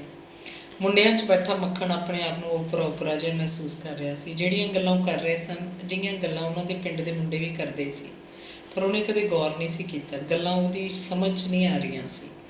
ਉਹ ਸਾਰੇ ਮੁੰਡੇ ਹੀ ਉਹਨੂੰ ਸਿਆਣੇ ਸਿਆਣੇ ਗੰਭੀਰ ਲੱਗ ਰਹੇ ਸਨ। ਮੱਖਣ ਨੂੰ ਉਹ ਚੰਗੇ ਲੱਗੇ। ਉਹਨਾਂ ਦੀ ਬਹਿਸ 'ਚ ਕਾਲਜ ਦੇ ਮਸਲੇ ਹੀ ਸਨ। ਇਹਨਾਂ ਗੱਲਾਂ ਦਾ ਮੱਖਣ ਨੂੰ ਪਹਿਲਾਂ ਕੋਈ ਪਤਾ ਨਹੀਂ ਸੀ। ਮੁੰਡਿਆਂ ਨੇ ਵਿਚਾਰ ਕੀਤੀ ਕਿ ਹਿਸਟਰੀ ਦਾ ਇੱਕ ਪ੍ਰੋਫੈਸਰ ਆਪਣਾ ਪੀਰੀਅਡ ਛੱਡ ਕੇ ਸਟਾਫ ਰੂਮ 'ਚ ਬੈਠਾ ਮਧਰੇ ਕਾਦੀ ਗੋਲ ਮਟੋਲ ਜੀ ਮੈਡਮ ਨਾਲ ਗੱਲਾਂ ਹੀ ਮਾਰਦਾ ਰਹਿੰਦਾ। ਸ਼ਹਿਰ ਦੀਆਂ 2 ਕੁੜੀਆਂ ਜੋ ਪਾਰਟ 2 ਆਰਟਸ ਗਰੁੱਪ ਦੀਆਂ ਹਨ, ਕਾਲਜ ਦਾ ਵਾਤਾਵਰਨ ਖਰਾਬ ਕਰਦੀਆਂ ਹਨ। ਉਹ ਮੁੰਡਿਆਂ ਨੂੰ ਖਾਮਖਾਹ ਛੇੜਦੀਆਂ ਹਨ। ਸ਼ਹਿਰ ਦੇ 4 ਮੁੰਡਿਆਂ ਦਾ ਇੱਕ ਟੋਲਾ ਗੁੰਡਾਗਰਦੀ ਫੈਲਾ ਗਿਆ। ਕਾਲਜ ਦੀਆਂ ਸ਼ਰੀਫ ਲੜਕੀਆਂ ਉਹਨਾਂ ਤੋਂ ਤੰਗ ਹਨ। ਕਾਲਜ ਕੰਟੀਨ ਦਾ ਭੈਂਗਾ ਠੇਕੇਦਾਰ ਮੁੰਡੇ ਕੁੜੀਆਂ ਨੂੰ ਰੁੱਖਾ ਬੋਲਦਾ ਹੈ। ਇਹਨਾਂ ਮਸਲਿਆਂ ਬਾਰੇ ਜਿਨ੍ਹਾਂ ਕਰਕੇ ਕਾਲਜ ਦਾ ਮਾਹੌਲ ਖਰਾਬ ਹੋ ਰਿਹਾ, ਪ੍ਰਿੰਸੀਪਲ ਨੂੰ ਮਿਲਿਆ ਜਾਵੇ। ਉਹਨਾਂ ਦੀ ਇਹ ਵੀ ਸ਼ਿਕਾਇਤ ਸੀ, ਕਾਲਜ ਦੇ ਟਾਇਲਟ ਹਮੇਸ਼ਾ ਗੰਦੇ ਰਹਿੰਦੇ ਹਨ, ਪ੍ਰਿੰਸੀਪਲ ਸਾਹਿਬ ਆਪ ਜਾ ਕੇ ਵੇਖਣ। ਲੜਕੀਆਂ ਲਈ ਪਾਣੀ ਪੀਣ ਦਾ ਪ੍ਰਬੰਧ ਵੱਖਰਾ ਹੋਣਾ ਚਾਹੀਦਾ। ਪੱਕਾ ਕਲਾਂ ਵਾਲੇ ਗੁਰਜੀਤ ਨਾਲ ਉਹਦੀ ਪੱਕੀ ਲਿਹਾਜ਼ ਪੈ ਚੁੱਕੀ ਸੀ। ਗੁਰਜੀਤ ਬੜਾ ਸਾਊ ਮੁੰਡਾ ਸੀ, ਉਹਨੂੰ ਸਿਆਣੀਆਂ ਮੱਤਾਂ ਦਿੰਦਾ। ਜਦੋਂ ਦੀ ਗੁਰਜੀਤ ਨਾਲ ਉਹਦੀ ਸੰਗਤ ਹੋਈ ਸੀ, ਉਹਨੇ ਬੱਸ ਸਟੈਂਡ 'ਤੇ ਜਾਣਾ ਛੱਡ ਦਿੱਤਾ। ਪਹਿਲਾਂ ਵਾਂਗ ਫਿਰਦੀਆਂ ਤੁਰਦੀਆਂ ਲੜਕੀਆਂ ਵੱਲ ਝਾਕਣਾ ਵੀ। ਗੁਰਜੀਤ ਨੇ ਉਹਨੂੰ ਇੱਕ ਪਤੇ ਦੀ ਗੱਲ ਸਮਝਾਈ ਕਿ ਕੋਈ ਸਮਝਦਾਰ ਲੜਕੀ ਆਚਰਨ ਦੇ ਉੱਚੇ ਮੁੰਡੇ ਨੂੰ ਹੀ ਪਸੰਦ ਕਰਦੀ ਹੈ। ਫੁਕਰੇ ਜਿਹੇ ਮੁੰਡਿਆਂ ਨਾਲ ਕੁੜੀਆਂ ਗੱਲਾਂ ਤਾਂ ਮਾਰ ਲੈਂਦੀਆਂ, ਪਰ ਉਹਨਾਂ ਦੇ ਨੇੜੇ ਨਹੀਂ ਜਾਂਦੀਆਂ। ਉਹ ਆਖਦਾ, ਜੇ ਕੁਝ ਖੱਟਣਾ ਹੈ ਤਾਂ ਮੱਖਣਾ ਕੁਝ ਬਣ ਕੇ ਦਿਖਾਓ। ਜਦੋਂ ਮੱਖਣ ਉਹਨਾਂ ਮੁੰਡਿਆਂ ਦੀਆਂ ਕਈ ਮੀਟਿੰਗਾਂ 'ਚ ਜਾ ਚੁੱਕਾ ਸੀ ਤਾਂ ਉਹਨੂੰ ਗੁਰਜੀਤ ਤੋਂ ਪਤਾ ਲੱਗਾ ਕਿ ਕਾਲਜਾਂ ਵਿੱਚ ਕਦੇ ਵਿਦਿਆਰਥੀਆਂ ਦੀਆਂ ਯੂਨੀਅਨਾਂ ਬਣਦੀਆਂ ਸਨ, ਬਾਕਾਇਦਾ ਚੋਣ ਵੀ ਹੁੰਦੀ ਸੀ। ਪਰ ਇਹਨਾਂ ਦਿਨਾਂ 'ਚ ਸਰਕਾਰ ਨੇ ਇਹਨਾਂ ਯੂਨੀਅਨਾਂ 'ਤੇ ਪਾਬੰਦੀ ਲਾ ਰੱਖੀ ਹੈ। ਪਾਬੰਦੀ ਇਸ ਲਈ ਵੀ ਹੈ ਕਿ ਇਹ 2 ਯੂਨੀਅਨਾਂ ਕਾਂਗਰਸ ਪਾਰਟੀ ਅਤੇ ਅਕਾਲੀ ਭਾਜਪਾ ਦੇ ਹਮੇਸ਼ਾ ਵਿਰੁੱਧ ਭੁਗਤਦੀਆਂ ਸਨ। ਇੱਕ ਤਾਂ SFIC ਜੋ ਕਮਿਊਨਿਸਟਾਂ ਦੀ ਯੂਨੀਅਨ ਸੀ, ਦੂਜੀ CPSU ਜਿਹੜੀ ਕ੍ਰਾਂਤੀਕਾਰੀ ਵਿਦਿਆਰਥੀਆਂ ਦੀ ਯੂਨੀਅਨ ਸੀ। ਮੱਖਣ ਨੇ ਸਹਿਮਤੀ 'ਚ ਸਿਰ ਹਿਲਾਇਆ। ਹਾਂ, ਇਹ ਮੁੰਡੇ ਸਾਡੇ ਪਿੰਡ ਵੀ ਨੇ ਇਹੋ ਜਿਹੇ, ਆਪਾਂ ਇਸ ਗਰੁੱਪ ਨੂੰ ਮਜ਼ਬੂਤ ਕਰਨਾ ਹੈ। ਗੁਰਜੀਤ ਨੇ ਆਖਿਆ, ਠੀਕ ਹੈ, ਆਪਾਂ ਨਾਲ ਆ ਤੁਹਾਡੇ। ਹੋਰ ਸੇਵਾ ਦੱਸਿਓ, ਕੋਈ ਫੰਡ ਦੇਣਾ ਹੁੰਦਾ ਉਹਦੇ ਜੋਗੇ ਵੀ ਹੈਗੇ ਆ ਆਪਾਂ। ਮੱਖਣ ਗੁਰਜੀਤ ਦੀਆਂ ਅੱਖਾਂ ਝਾਕ ਰਿਹਾ ਸੀ। ਤੂੰ ਪਿੰਡ ਵੀ ਕੌਡੀ ਖੇਡਦਾ ਹੁੰਦਾ? ਗੁਰਜੀਤ ਨੇ ਗੱਲ ਬਦਲੀ। ਹਾਂ, ਪਿੰਡ ਸਕੂਲ ਦੀ ਕਬੱਡੀ ਟੀਮ ਦਾ ਮੈਂ ਕੈਪਟਨ ਸੀ। ਫਿਰ ਦਸ਼ਮੇਸ਼ ਪਬਲਿਕ ਸਕੂਲ 'ਚ ਵੀ ਆਪਣੀ ਝੰਡੀ ਸੀ ਭਾਈ, ਮੱਖਣ ਨੇ ਹੁੱਬ ਕੇ ਦੱਸਿਆ। ਤਾਂ ਹੀ ਮੈਂ ਕਿਹਾ, ਇੰਨੀ ਵਧੀਆ ਕੌਡੀ ਖੇਡਦਾ, ਤੂੰ ਪਹਿਲਾਂ ਖੇਡਦਾ ਰਿਹਾ ਹੋਵੇਗਾ। ਗੁਰਜੀਤ ਨੇ ਉਹਦੀ ਤਾਰੀਫ ਕੀਤੀ। ਫਿਰ ਪੁੱਛਿਆ, ਬਾਪੂ ਜੀ ਕੀ ਕੰਮ ਕਰਦੇ? ਉਹ ਰਿਟਾਇਰ ਫੌਜੀ ਨੇ, ਹੌਲਦਾਰੀ ਪੈਨਸ਼ਨ ਆ ਕੇ ਖੇਤੀ ਕਰਨ ਲੱਗ ਪਏ। ਕਿੰਨੇ ਭਾਈ ਹੋ ਤੁਸੀਂ? ਬਸ ਮੈਂ ਇਕੱਲਾ ਹੀ ਹਾਂ। 1.25 ਲੱਖ ਖਾਲਸਾ, ਹੋਰ ਕੋਈ ਭੈਣ ਨਾ ਭਾਈ। ਇਹ ਸਧਾਰਨ ਜਿਹੀਆਂ ਗੱਲਾਂ ਉਹ ਕਰਦੇ ਰਹੇ। ਗੁਰਜੀਤ ਨੇ ਆਪਣੇ ਬਾਰੇ ਦੱਸਿਆ ਕਿ ਉਹ ਵੀ ਇਕੱਲਾ ਹੈ, ਉਹਦਾ ਪਿਓ ਨਹੀਂ ਹੈ, ਮਾਂ ਹੈ। ਉਹਨਾਂ ਕੋਲ 4 ਕਿੱਲੇ ਜ਼ਮੀਨ ਹੈ ਜੋ ਹਿੱਸੇ ਉੱਤੇ ਦਿੰਦੇ ਹਨ। ਖਾਣ ਨੂੰ ਦਾਣੇ ਆ ਜਾਂਦੇ, ਕਬੀਲਦਾਰੀ ਚੱਲੀ ਜਾਂਦੀ ਹੈ। ਉਹਦੀ ਮਾਂ ਬਿਮਾਰ ਰਹਿੰਦੀ ਹੈ, ਚਾਹੇ ਉਮਰ ਕੋਈ ਬਹੁਤੀ ਨਹੀਂ, ਪਰ ਬਿਮਾਰੀ ਕਰਕੇ ਦੇਖਣ ਨੂੰ ਬੁੱਢੀ ਲੱਗਦੀ ਹੈ। ਹੁਣ ਇਹ ਵੀ ਦੱਸਿਆ ਸੀ ਕਿ ਉਹਦੀ ਮਾਂ ਉਹਨੂੰ ਪੜ੍ਹਾ ਕੇ ਰਾਜ਼ੀ ਨਹੀਂ, ਉਹ ਤਾਂ ਉਹਦਾ ਵਿਆਹ ਕਰਨਾ ਚਾਹੁੰਦੀ ਹੈ ਨੂੰ ਛੇਤੀ ਛੇਤੀ ਘਰ ਆ ਜਾਏ ਅਤੇ ਉਹਦੀ ਸੇਵਾ ਕਰੇ। ਗੁਰਜੀਤ ਯਾਰ, ਆਪਾਂ ਪੜ੍ਹੀ ਤਾਂ ਜਾਂਦੇ ਹਾਂ, ਘਰਦਿਆਂ ਦਾ ਪੈਸਾ ਖਰਾਬ ਕਰਦੇ ਹਾਂ ਅਤੇ ਆਪਣਾ ਵਕਤ। ਨੌਕਰੀ ਤਾਂ ਫਿਰ ਕੋਈ ਮਿਲਣੀ ਹੈ ਨਹੀਂ, ਜਿਵੇਂ ਜ਼ਮਾਨੇ ਦੀ ਹਵਾ ਦਿਸਦੀ ਹੈ। ਫਿਰ ਕੀ ਫਾਇਦਾ ਯਾਰ ਕਾਲਜ ਆਉਣ ਦਾ। ਮੱਖਣ ਸਹਿਜ ਸੁਭਾਅ ਗੱਲ ਕਰਨ ਲੱਗਿਆ। ਇਹੀ ਤਾਂ ਮੇਰੀ ਮਾਂ ਕਹਿੰਦੀ ਹੈ ਵੀ ਘਰੇ ਆ ਕੇ ਬੈਠ। ਆਖੇ ਫਿਰ ਕੀ ਤੂੰ ਤਹਿਸੀਲਦਾਰ ਲੱਗ ਜਾਏਗਾ, ਇੱਥੇ ਹੀ ਠੇਬੇ ਖਾਂਦਾ ਫਿਰੇਂਗਾ ਜਿਵੇਂ ਪਿੰਡ ਦੇ ਹੋਰ ਮੁੰਡੇ ਫਿਰਦੇ ਆ 16 ਪੜ੍ਹ ਕੇ। ਗੁਰਜੀਤ ਉਦਾਸੀ ਜੀ ਧਾਰ ਕੇ ਬੋਲਿਆ। ਉਹਨਾਂ ਦੋਵਾਂ ਨੇ ਬੈਠਿਆਂ ਹੋਰ ਗੱਲਾਂ ਵੀ ਕੀਤੀਆਂ। ਉਹਨਾਂ ਨੇ ਇਹੀ ਨਿਰਣਾ ਕੀਤਾ ਕਿ BA BSc ਕਰਨ ਬਾਅਦ ਵੀ ਉਹਨਾਂ ਦਾ ਕੋਈ ਭਵਿੱਖ ਨਹੀਂ। ਜ਼ਮਾਨਾ ਰਿਸ਼ਵਤ ਦਾ, ਜਿਹੜੀ ਲੱਖਾਂ ਦੀ ਚੱਲਦੀ ਹੈ, ਨਿੱਕੀ ਤੋਂ ਨਿੱਕੀ ਨੌਕਰੀ ਖਾਤਰ ਵੀ। ਇਹ ਲੀਡਰ ਵੋਟਾਂ ਵੇਲੇ ਤਾਂ ਆਪਣੇ ਪੈਰ ਚੱਟਦੇ ਫਿਰਨਗੇ, ਜਦੋਂ MLA ਜਾਂ ਵਜ਼ੀਰ ਬਣ ਜਾਂਦੇ ਨੇ ਪੈਸਾ ਲਏ ਬਗੈਰ ਗੱਲ ਨਹੀਂ ਕਰਦੇ ਕਿਸੇ। ਪਹਿਲੇ ਦਿਨ ਕਬੱਡੀ ਖੇਡਣ ਤੋਂ ਬਾਅਦ ਜਦੋਂ ਉਹਨਾਂ ਮੁੰਡਿਆਂ ਦੀ ਮੀਟਿੰਗ 'ਚ ਬੈਠਾ ਸੀ ਤਾਂ ਉਹਨਾਂ ਦੇ ਚਿਹਰਿਆਂ ਵੱਲ ਹੀ ਝਾਕਦਾ ਰਿਹਾ। ਉਹਨਾਂ 'ਚ 2-3 ਮੁੰਡੇ ਗੋਰੇ ਰੰਗ ਅਤੇ ਉੱਚੇ ਕੱਦਾਂ ਵਾਲੇ ਵੀ ਸਨ, ਜਿਨ੍ਹਾਂ ਦੇ ਤਿੱਖੇ ਨੱਕ, ਮੋਟੀਆਂ ਸੁੰਦਰ ਅੱਖਾਂ ਸਨ, ਜਿਨ੍ਹਾਂ ਨੇ ਚੁੰਝਦਾਰ ਨਾਭੀ ਰੰਗ ਦੀਆਂ ਪੱਗਾਂ ਬੰਨ੍ਹੀਆਂ ਸਨ। 3-4 ਹੋਰ ਮੁੰਡੇ ਸਨ ਜਿਨ੍ਹਾਂ ਦੇ ਰੰਗ ਕਾਲੇ ਜਾਂ ਪੱਕੇ ਸਨ। ਉਹਨਾਂ ਦੇ ਸਿਰਾਂ ਉੱਤੇ ਨੀਲੀਆਂ ਅਤੇ ਕਾਲੀਆਂ ਪੱਗਾਂ ਸਨ। ਇਹਨਾਂ ਮੁੰਡਿਆਂ ਦੀਆਂ ਅੱਖਾਂ ਗੋਲ ਰੀਠਿਆਂ ਜਿਹੀਆਂ ਸਨ, ਨੱਕ ਬੈਠੇ ਹੋਏ, ਮੂੰਹਾਂ ਦੀ ਵਾੜ ਲੰਮੀ। ਇੱਕ ਮੁੰਡੇ ਦਾ ਹੇਠਲਾ ਬੁੱਲ ਹਮੇਸ਼ਾ ਲਟਕਦਾ ਰਹਿੰਦਾ। ਲਮਕਦੇ ਬੁੱਲ ਵਾਲੇ ਮੁੰਡੇ ਦੇ ਦੰਦ ਪੀਲੇ ਬਹੁਤ ਭੈੜੇ ਲੱਗ ਰਹੇ ਸਨ, ਪਰ ਇਹ ਮੁੰਡਾ ਸਾਰਿਆਂ ਨਾਲੋਂ ਵੱਧ ਸਿਆਣਾ ਸੀ। ਉਹਦੀਆਂ ਗੱਲਾਂ 'ਚ ਤੰਤ ਸੀ, ਉਹ ਤਿੱਖਾ ਬੋਲਦਾ ਸੀ। ਦੂਜੇ ਮੁੰਡੇ ਉਹਦੀ ਗੱਲ ਬਹੁਤ ਗੌਰ ਨਾਲ ਸੁਣਦੇ ਅਤੇ ਮੰਨਦੇ ਵੀ। ਮੱਖਣ ਨੇ ਬਾਅਦ 'ਚ ਦੇਖਿਆ ਕਿ ਉਹਨਾਂ ਸਾਰੇ ਮੁੰਡਿਆਂ ਦੇ ਗਰੁੱਪ ਵਿੱਚ ਬਹੁਤ ਬਣਦੀ ਸੀ ਅਤੇ ਏਕਾ ਸੀ। ਉਹ ਜਿੱਧਰ ਵੀ ਦੂ ਕਰਕੇ ਪੈ ਜਾਂਦੇ, ਆਪਣੀ ਗੱਲ ਮਨਵਾ ਕੇ ਸਾਹ ਲੈਂਦੇ। ਸਾਰੇ ਮੁੰਡੇ ਹੀ ਆਚਰਨ ਦੇ ਪੱਕੇ ਨਹੀਂ ਸਨ, ਪੜ੍ਹਨ ਵਿੱਚ ਵੀ ਹੁਸ਼ਿਆਰ ਸਨ। ਚਾਹੇ ਉਹਨਾਂ ਨੂੰ ਆਪਣੇ ਚੰਗੇਰੇ ਭਵਿੱਖ ਬਾਰੇ ਕੋਈ ਤਸੱਲੀ ਨਹੀਂ ਸੀ, ਪਰ ਉਹ ਇੱਕ ਲੀਹ ਉੱਤੇ ਤੁਰੇ ਹੋਏ ਸਨ। ਇੱਕ ਰੌਸ਼ਨੀ ਸੀ ਉਹਨਾਂ ਦੇ ਦਿਮਾਗ ਵਿੱਚ, ਜਾਤ ਪਾਤ ਅਤੇ ਧਰਮ ਵੰਡ ਤੋਂ ਬਹੁਤ ਉੱਤੇ ਸਨ। ਹੌਲਦਾਰ ਗੱਜਾ ਸਿੰਘ ਦੇ ਦਿਮਾਗ 'ਚ ਇੱਕ ਗੱਲ ਵਸੀ ਹੋਈ ਸੀ ਕਿ ਉਹਨੇ ਆਪਣੇ ਪੁੱਤਰ ਮੱਖਣ ਨੂੰ ਫੌਜ 'ਚ ਭਰਤੀ ਕਰਾਉਣਾ ਹੈ। ਉਹਨੂੰ ਇਹੀ ਨੌਕਰੀ ਚੰਗੀ ਲੱਗਦੀ। ਇਹ ਇਮਾਨਦਾਰੀ ਦੀ ਨੌਕਰੀ ਸੀ, ਇਹ ਸਾਫ਼ ਰਾਹ ਦੀ ਨੌਕਰੀ ਸੀ। ਆਪ ਚਾਹੇ ਉਹ ਔਖਾ ਸੀ ਜਾਂ ਸੁਖਾਲਾ ਸੀ, ਉਹਨੇ ਮਨ 'ਚ ਧਾਰੀ ਹੋਈ ਸੀ ਕਿ ਮੱਖਣ ਨੂੰ BA ਕਰਵਾ ਕੇ ਲੈਫਟੈਂਟ ਭਰਤੀ ਕਰਾਏਗਾ। ਜੇ ਉਹ ਲੈਫਟੈਂਟ ਬਣ ਗਿਆ ਤਾਂ ਆਪੇ ਤਰੱਕੀ ਕਰਦਾ ਕਰਨਲ ਦੇ ਰੈਂਕ ਨੂੰ ਜਾ ਹੱਥ ਲਾਏਗਾ। ਜੇ ਉਹਦੇ ਜਿਉਂਦੇ ਮੱਖਣ ਕਰਨਲ ਦੀ ਪੈਨਸ਼ਨ ਲੈ ਕੇ ਆਵੇ ਤਦ ਹੀ ਉਹਦੀ ਆਤਮਾ ਨੂੰ ਸ਼ਾਂਤੀ ਮਿਲੇਗੀ। ਮੱਖਣ ਦੇ BSc ਪਾਰਟ 1 'ਚ ਚੰਗੇ ਨੰਬਰ ਆਏ, ਪਰ ਪਾਰਟ 2 'ਚ ਦਾਖਲ ਹੋਣ ਲਈ ਕਾਲਜ ਗਿਆ ਹੀ ਨਹੀਂ। ਪੇਪਰ ਦੇ ਕੇ ਪਿਓ ਨਾਲ ਖੇਤੀ ਦਾ ਕੰਮ ਕਰਨ ਲੱਗ ਪਿਆ ਅਤੇ ਹੁਣ ਉਹ ਖੇਤੀ ਦਾ ਕੰਮ ਹੀ ਕਰੀ ਜਾ ਰਿਹਾ ਸੀ। ਪੱਕਾ ਕਲਾਂ ਵਾਲਾ ਉਹਦਾ ਦੋਸਤ ਗੁਰਜੀਤ ਵੀ ਮੁੜ ਕੇ ਕਾਲਜ ਨਹੀਂ ਗਿਆ। ਜ਼ਰੂਰ ਉਹਨਾਂ ਨੇ ਕੋਈ ਫੈਸਲਾ ਲਿਆ ਹੋਵੇਗਾ। ਅੰਗ 41। ਖੇਤ 'ਚ ਕੰਮ ਕਰਦਾ ਮੱਖਣ ਗੱਜਾ ਸਿੰਘ ਨੂੰ ਬੁਰਾ ਲੱਗਦਾ। ਉਹ ਮੱਖਣ ਵੱਲ ਝਾਕਦਾ, ਪਾਸੇ ਮੂੰਹ ਫੇਰ ਲੈਂਦਾ। ਉਹਦੇ ਵੱਲੋਂ ਤੋਂ ਅੱਖ ਭਰ ਕੇ ਝਾਕਿਆ ਵੀ ਨਹੀਂ ਸੀ ਜਾਂਦਾ। ਮੱਖਣ ਜੇ ਸਧਾਰਨ ਜੀ ਗੱਲ ਵੀ ਕਰਦਾ ਤਾਂ ਗੱਜਾ ਸਿੰਘ ਖਿਝ ਕੇ ਪੈਂਦਾ, ਸਿੱਧੇ ਮੂੰਹ ਨਹੀਂ ਸੀ ਬੋਲਦਾ। ਇੱਕ ਦਿਨ ਉਹ ਦੋਵੇਂ ਕਣਕ ਦੀਆਂ ਵੱਟਾਂ ਪਾ ਰਹੇ ਸੀ। ਮੱਖਣ ਜਿੰਦਰਾ ਦੱਬਦਾ ਸੀ, ਗੱਜਾ ਸਿੰਘ ਮੋਹਰਿਓਂ ਮਿੱਟੀ ਖਿੱਚ ਰਿਹਾ ਸੀ। ਮੱਖਣ ਤੋਂ ਬਹੁਤੀ ਮਿੱਟੀ ਚੁੱਕੀ ਜਾਂਦੀ ਤਾਂ ਗੱਜਾ ਸਿੰਘ ਤੋਂ ਜਿੰਦਰਾ ਖਿੱਚਿਆ ਨਹੀਂ ਜਾਂਦਾ ਸੀ। ਹੁਣ ਉਹਦੀਆਂ ਬਾਹਾਂ 'ਚ ਪਹਿਲਾਂ ਵਾਲਾ ਬਲ ਨਹੀਂ ਰਿਹਾ ਸੀ। ਜਦ ਤੱਕ ਮੱਖਣ ਕਾਲਜੋਂ ਹਟ ਕੇ ਖੇਤੀ ਦਾ ਕੰਮ ਕਰਨ ਲੱਗਿਆ ਸੀ, ਉਦੋਂ ਤੋਂ ਗੱਜਾ ਸਿੰਘ ਜਿਵੇਂ ਜਮਾ ਹੀ ਸਾਹ-ਸਤਹੀਣ ਹੋ ਕੇ ਰਹਿ ਗਿਆ ਹੋਵੇ। ਜੇ ਮੱਖਣ ਬਹੁਤ ਘੱਟ ਮਿੱਟੀ ਚੁੱਕਦਾ ਤਾਂ ਜਿੰਦਰਾ ਖਾਲੀ ਜਾ ਕੇ ਗੱਜਾ ਸਿੰਘ ਦੀਆਂ ਲੱਤਾਂ ਨਾਲ ਵੱਜਦਾ। ਇੰਝ ਖਾਲੀ ਜਿੰਦਰਾ ਖਿੱਚੇ ਤੋਂ ਇੱਕ ਵਾਰ ਤਾਂ ਗੱਜਾ ਸਿੰਘ ਪਰੇ ਡਿੱਗੀ ਪਿਆ। ਉੱਠ ਕੇ ਉਹ ਮੱਖਣ ਨੂੰ ਗੰਦੀਆਂ ਗਾਲਾਂ ਕੱਢਣ ਲੱਗਿਆ, ਕਚੀਚੀਆਂ ਵੱਟ ਰਿਹਾ, ਦੰਦ ਪੀਂਦਾ ਜਿਵੇਂ ਮੱਖਣ ਨੂੰ ਖਾ ਜਾਣਾ ਹੋਵੇ। ਬੇਸੁੱਧ ਜਿਹਾ ਬੋਲਿਆ, ਓਏ ਮੈਂ ਤਾਂ ਤੈਨੂੰ ਪੜ੍ਹਾ ਕੇ ਕੋਈ ਅਫਸਰ ਬਣਿਆ ਦੇਖਣਾ ਚਾਹੁੰਦਾ ਸੀ। ਜੇ ਤੂੰ ਖੇਤਾਂ 'ਚ ਮਿੱਟੀ ਨਾਲ ਮਿੱਟੀ ਹੋਣਾ ਸੀ ਤਾਂ 13-14 ਸਾਲ ਪੜ੍ਹਾਈ 'ਚ ਖਰਾਬ ਕਰਨ ਕੀਤੀ। ਖੇਤੀ ਤਾਂ ਅਨਪੜ੍ਹ ਬੰਦਾ ਵੀ ਕਰ ਸਕਦਾ। ਕੰਜਰ ਦਿਆ ਪੁੱਤਾ, ਖੇਤੀ ਤਾਂ ਨਰਕ ਹੈ, ਨਰਕ। ਜਿਹੜੇ ਨਰਕ 'ਚ ਮੈਂ ਸੀ, ਤੂੰ ਵੀ ਉਸੇ ਨਰਕ 'ਚ ਆ ਡਿੱਗਿਆ। ਦੱਸ ਤੇਰਾ ਹੁਣ ਬਣੂ ਕੀ? ਮੱਖਣ ਬਾਪ ਸਾਹਮਣੇ ਬੋਲਿਆ ਨਹੀਂ। ਉਹਨੂੰ ਪਤਾ ਸੀ ਉਹਨੇ ਜੇ ਕੁਝ ਆਖਿਆ ਤਾਂ ਉਹ ਹੋਰ ਭੜਕ ਜਾਏਗਾ। ਉਹ ਚੁੱਪ ਕੀਤਾ, ਵੱਟਾਂ ਦਾ ਕੰਮ ਛੱਡ ਕੇ ਪਿੰਡ ਨੂੰ ਤੁਰ ਗਿਆ। ਘਰ ਜਾ ਕੇ ਮਾਂ ਕੋਲ ਰੋਣ ਲੱਗਿਆ। ਦੱਸਿਆ ਕਿ ਪਾਪਾ ਅੱਜ ਐਵੇਂ ਖਿੱਚ ਗਿਆ ਮੇਰੇ 'ਤੇ, ਮੈਨੂੰ ਗਾਲਾਂ ਕੱਢੀਆਂ। ਮੈਂ ਜੇ ਕੁਝ ਬੋਲਦਾ ਤਾਂ ਉਹਦਾ ਕੀ ਪਤਾ ਮੈਨੂੰ ਕੁੱਟਣ ਲੱਗ ਜਾਂਦਾ। ਨਾਮੋ ਨੇ ਮੱਖਣ ਨੂੰ ਠੰਡਾ ਛਿੜਕਿਆ। ਆਖਿਆ ਉਹ ਅੱਗੇ ਤੋਂ ਪਾਪਾ ਨਾਲ ਕੰਮ ਨਾ ਕਰਾਇਆ ਕਰੇ। ਜਦੋਂ ਨੌਕਰ ਹੈਗਾ ਮਾਂ ਨੇ ਮੱਖਣ ਨੂੰ ਸੁਝਾਅ ਦਿੱਤਾ ਕਿ ਨੌਕਰ ਨਾਲ ਕੰਮ ਕਰ ਲਿਆ ਕਰੇ। ਉਹ ਮਿੱਠਾ ਮਿੱਠਾ ਖਿਜੀ ਵੀ, ਜੇ BA ਕਰ ਲੈਂਦਾ ਕਿਸੇ ਕੰਮ 'ਚ ਪੈ ਜਾਂਦਾ। ਇਸ ਖੇਤੀ ਦੇ ਕੁੱਤੇ ਕੰਮ 'ਚ ਕੰਨ ਆ ਕੇ ਫਸਣਾ ਸੀ ਤੂੰ। ਇਹ ਤਾਂ ਭਾਈ ਬੁੱਝੜ ਜੇ ਜੱਟ ਦਾ ਕਿੱਤਾ ਹੈ। ਥੋੜ੍ਹੀਆਂ ਜ਼ਮੀਨਾਂ ਵਾਲੇ ਜਿਹੜੇ ਜੱਟ ਵਾਹੀ ਕਰਦੇ ਆ, ਵਾਲ ਵਾਲ ਕਰਜ਼ 'ਚ ਫਸਿਆ ਹੋਇਆ ਉਹਨਾਂ ਦਾ। ਜੇ ਮੈਂ BSc ਕਰ ਜਾਂਦਾ ਮਾਂ, ਫਿਰ ਕੀ ਹੋ ਜਾਂਦਾ? ਨੌਕਰੀ ਕਿਹੜਾ ਮੈਨੂੰ ਥਾਲੀ 'ਚ ਪਰੋਸ ਕੇ ਦੇਣੀ ਸੀ? ਲੱਖਾਂ ਰੁਪਈਏ ਲੈਂਦੇ ਨੇ ਵਜ਼ੀਰ, ਕਦੇ ਗੱਲ ਕਰਕੇ ਦੇਖੀ ਕਿਸੇ ਨਾਲ? ਉਹ 5 ਕਿੱਲਿਆਂ ਦੇ ਮਾਲਕਾਂ ਆਪਾਂ, ਕੀ ਗੰਜੀ ਨਹਾ ਲੂ, ਕੀ ਨਿਚੋੜ ਲੂ? ਘਰ ਦੀ ਕਬੀਲਦਾਰੀ ਮਸਾਂ ਤੁਰਦੀ ਹੈ। ਕੀ ਦੱਸਾਂ ਤੈਨੂੰ? ਫਿਰ ਤੇਰਾ ਵਿਆਹ ਵੀ ਕਰਨਾ ਹੈ, ਹੋਰ ਕੰਡਿਆਂ 'ਚ ਫਸ ਜਾਵਾਂਗੇ। ਨਾ ਮੂੰਹ ਗੱਲੀ ਗੱਲੀ ਦੱਸ ਵੀ ਰਹੀ ਸੀ, ਪਰਦਾ ਵੀ ਰੱਖਦੀ। ਮੱਖਣ ਨੂੰ ਘਰ ਦੀ ਕਬੀਲਦਾਰੀ ਦਾ ਬਹੁਤਾ ਪਤਾ ਨਹੀਂ ਸੀ। ਸੱਚ ਹੈ, ਜੱਟ ਸਿਰ ਚੜ੍ਹਿਆ ਕਰਜ਼ਾ ਉਹਦੇ ਹੱਡਾਂ ਨਾਲ ਹੀ ਜਾਂਦਾ ਹੈ। ਜ਼ਮੀਨ ਉਹਦੇ ਲਈ ਵਰਦਾਨ ਹੈ ਅਤੇ ਸਰਾਪ ਵੀ ਹੈ। ਵਰਦਾਨ ਇਸ ਲਈ ਕਿ ਜ਼ਮੀਨ ਸਹਾਰੇ ਉਹ ਵੱਡੀਆਂ ਤੋਂ ਵੱਡੀਆਂ ਮੁਸੀਬਤਾਂ ਝੱਲ ਲੈਂਦਾ ਅਤੇ ਉਹਨੂੰ ਇਸ ਗੱਲ ਦਾ ਮਾਣ ਹੁੰਦਾ ਹੈ ਕਿ ਉਹ ਭੂਮੀ ਮਾਲਕ ਹੈ, ਭੂਮੀ ਉਹਦੀ ਮਾਂ ਹੈ। ਉਹ ਕਮਾਈ ਕਰੇਗਾ ਅਤੇ ਸਾਰੇ ਧੋਣੇ ਧੋ ਦੇਵੇਗਾ। ਪਰ ਇਹ ਮਾਨ ਜਦੋਂ ਅਭਿਮਾਨ ਬਣ ਜਾਂਦਾ ਹੈ ਤਾਂ ਸਮਝੋ ਬਸ ਜੱਟ ਤਬਾਹ ਹੈ। ਜ਼ਮੀਨ ਉਲਟੀ ਜੱਟ ਨੂੰ ਖਾਣ ਲੱਗ ਪੈਂਦੀ ਹੈ। ਜੱਟ ਨੂੰ ਉਹਦੀ ਭੂਮੀ ਹੰਕਾਰ ਲੈ ਡੁੱਬਦਾ ਹੈ। ਗੱਜਾ ਸਿੰਘ ਨੇ ਪੈਨਸ਼ਨ ਆ ਕੇ 4 ਕਿੱਲੇ ਜੋ ਬੈਅ ਕਰ ਲਏ ਸੀ, ਉਹ ਤਾਂ ਉਹਨੇ ਸੱਚਮੁੱਚ ਇੱਕ ਵੱਡੀ ਮੱਲ ਮਾਰੀ ਸੀ। ਉਹਨਾਂ ਦੇ ਪਰਿਵਾਰ ਲਈ ਇਹ ਇੱਕ ਗੌਰਵ ਸੀ। ਗੱਜਾ ਸਿੰਘ ਦਾ ਬਾਪ ਉਸ ਵੇਲੇ ਦਾ ਚੌੜਾ ਹੋ ਕੇ ਸੱਥ 'ਚ ਬਹਿੰਦਾ ਸੀ, ਸ਼ਰੀਕ ਜੱਟਾਂ 'ਚ ਉੱਭ ਕੇ ਬੋਲਦਾ ਸੀ।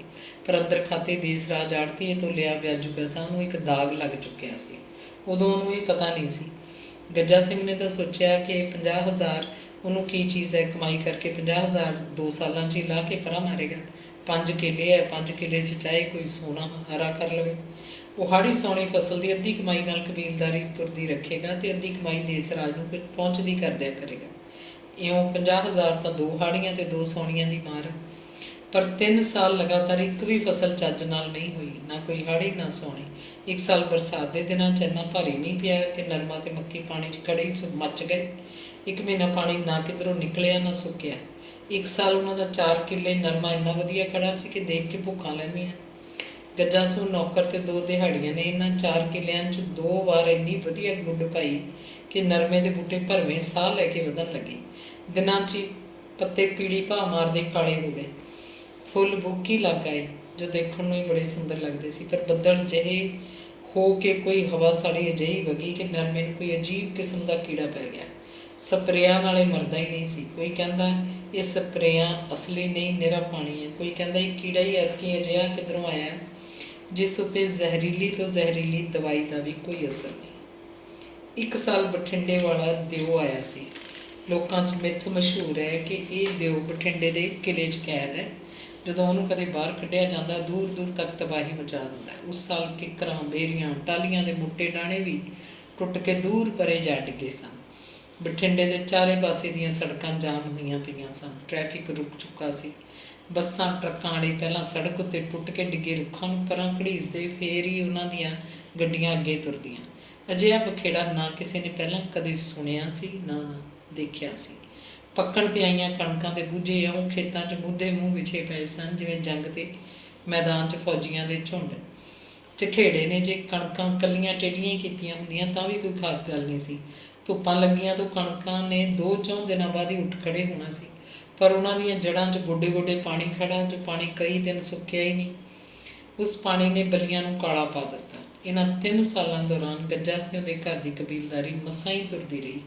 ਪਿੰਡ 'ਚ ਹਰ ਘਰ ਬਿਮਾਰੀ ਠਮਾਰੀ ਰਹਿੰਦੀ ਹੈ। ਪਿੰਡ ਦਾ RMP ਡਾਕਟਰ ਮੂੰਹ ਮੰਗੇ ਪੈਸੇ ਲੈਂਦਾ। ਕਦੇ ਉਹਨਾਂ ਨੂੰ ਬਠਿੰਡੇ ਵੀ ਜਾਣਾ ਪੈਂਦਾ। ਗੱਜਾ ਸਿੰਘ ਦਾ ਬੁੱਢਾ ਬਾਪ ਅਤੇ ਮਾਂ ਹਮੇਸ਼ਾ ਹੀ ਬਿਮਾਰ ਰਹਿੰਦੇ। ਉਹਨਾਂ 'ਚੋਂ ਕਿਸੇ ਦੀ ਕੋਈ ਬਿਮਾਰੀ ਬਹੁਤਾ ਬਲ ਕਰ ਜਾਂਦੀ ਤਾਂ ਉਹ ਪਿੰਡ ਦੇ RMP ਡਾਕਟਰ ਦੇ ਵੱਸੋਂ ਬਾਹਰ ਦੀ ਗੱਲ ਹੁੰਦੀ। ਬਠਿੰਡੇ ਜਾਣਾ ਜ਼ਰੂਰੀ ਹੋ ਜਾਂਦਾ।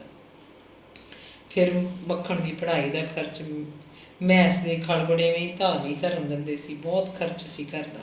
ਇਹਨਾਂ 3 ਸਾਲਾਂ ਦੌਰਾਨ 4 ਕਿੱਲੇ ਜ਼ਮੀਨ ਬਹਿ ਲੈਣ ਵੇਲੇ 50,000 ਦਾ ਇੱਕ ਆਨਾ ਵੀ ਵਾਪਸ ਨਹੀਂ ਹੋਇਆ, ਸਗੋਂ ਵਿਆਜ ਪੈਂਦਾ ਰਿਹਾ। ਗੱਜਾ ਸਿੰਘ ਇਹਨਾਂ 3 ਸਾਲਾਂ 'ਚ 20,000 ਰੁਪਇਆ ਹੋਰ ਫੜੀ ਬੈਠਾ ਸੀ। ਦੇਸ ਰਾਜ ਹਰ ਛਮਾਈ ਹਿਸਾਬ ਕਰਦਾ, ਆਪਣੀ ਬਹੀ 'ਤੇ ਗੱਜਾ ਸਿੰਘ ਦੇ ਦਸਤਖਤ ਕਰਵਾ ਲੈਂਦਾ। ਉਹ 3 ਰੁਪਏ ਸੈਂਕੜੇ ਦਾ ਵਿਆਜ ਲਾਉਂਦਾ।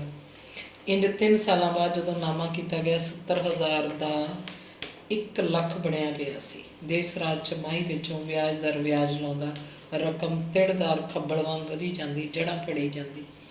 ਚੌਥੇ ਸਾਲ ਦੋਵੇਂ ਫਸਲਾਂ ਚੰਗੀਆਂ ਭਰਵੀਆਂ ਹੋਈਆਂ, ਨਰਮਾ ਵੀ ਅਤੇ ਕਣਕ ਵੀ। ਗੱਜਾ ਸਿੰਘ ਦੀ ਸਲਾਹ ਸੀ ਇਸ ਵਾਰ ਵਿਸਾਖੀ ਤੋਂ ਬਾਅਦ ਉਹ ਦੇਸ ਰਾਜ ਦਾ ਥੋੜ੍ਹਾ ਘਣਾ ਮੋੜੇਗਾ। ਪਰ ਇਸ ਸਾਲ ਜਦੋਂ ਬੁੜਾ ਸਿਆਲ ਹੁੰਦਾ ਹੈ, ਬੁੜਾ ਮਰ ਗਿਆ। ਜੱਟਾਂ ਦਾ ਬੁੜਾ ਮਰਨਾ ਵੀ ਇਉਂ ਹੈ ਜਿਵੇਂ ਫਸਲ ਮਾਰੀ ਜਾਂਦੀ ਹੋਵੇ। ਆਰਥਿਕ ਪੱਖੋਂ ਜੱਟ ਕਿੰਨਾ ਵੀ ਕਮਜ਼ੋਰ ਹੋਵੇ, ਉਹਨੇ ਆਪਣੇ ਸ਼ਰੀਕੇ ਕਬੀਲੇ 'ਚ ਸਮਾਜ 'ਚ ਨੱਕ ਰੱਖਣਾ ਹੁੰਦਾ ਹੈ।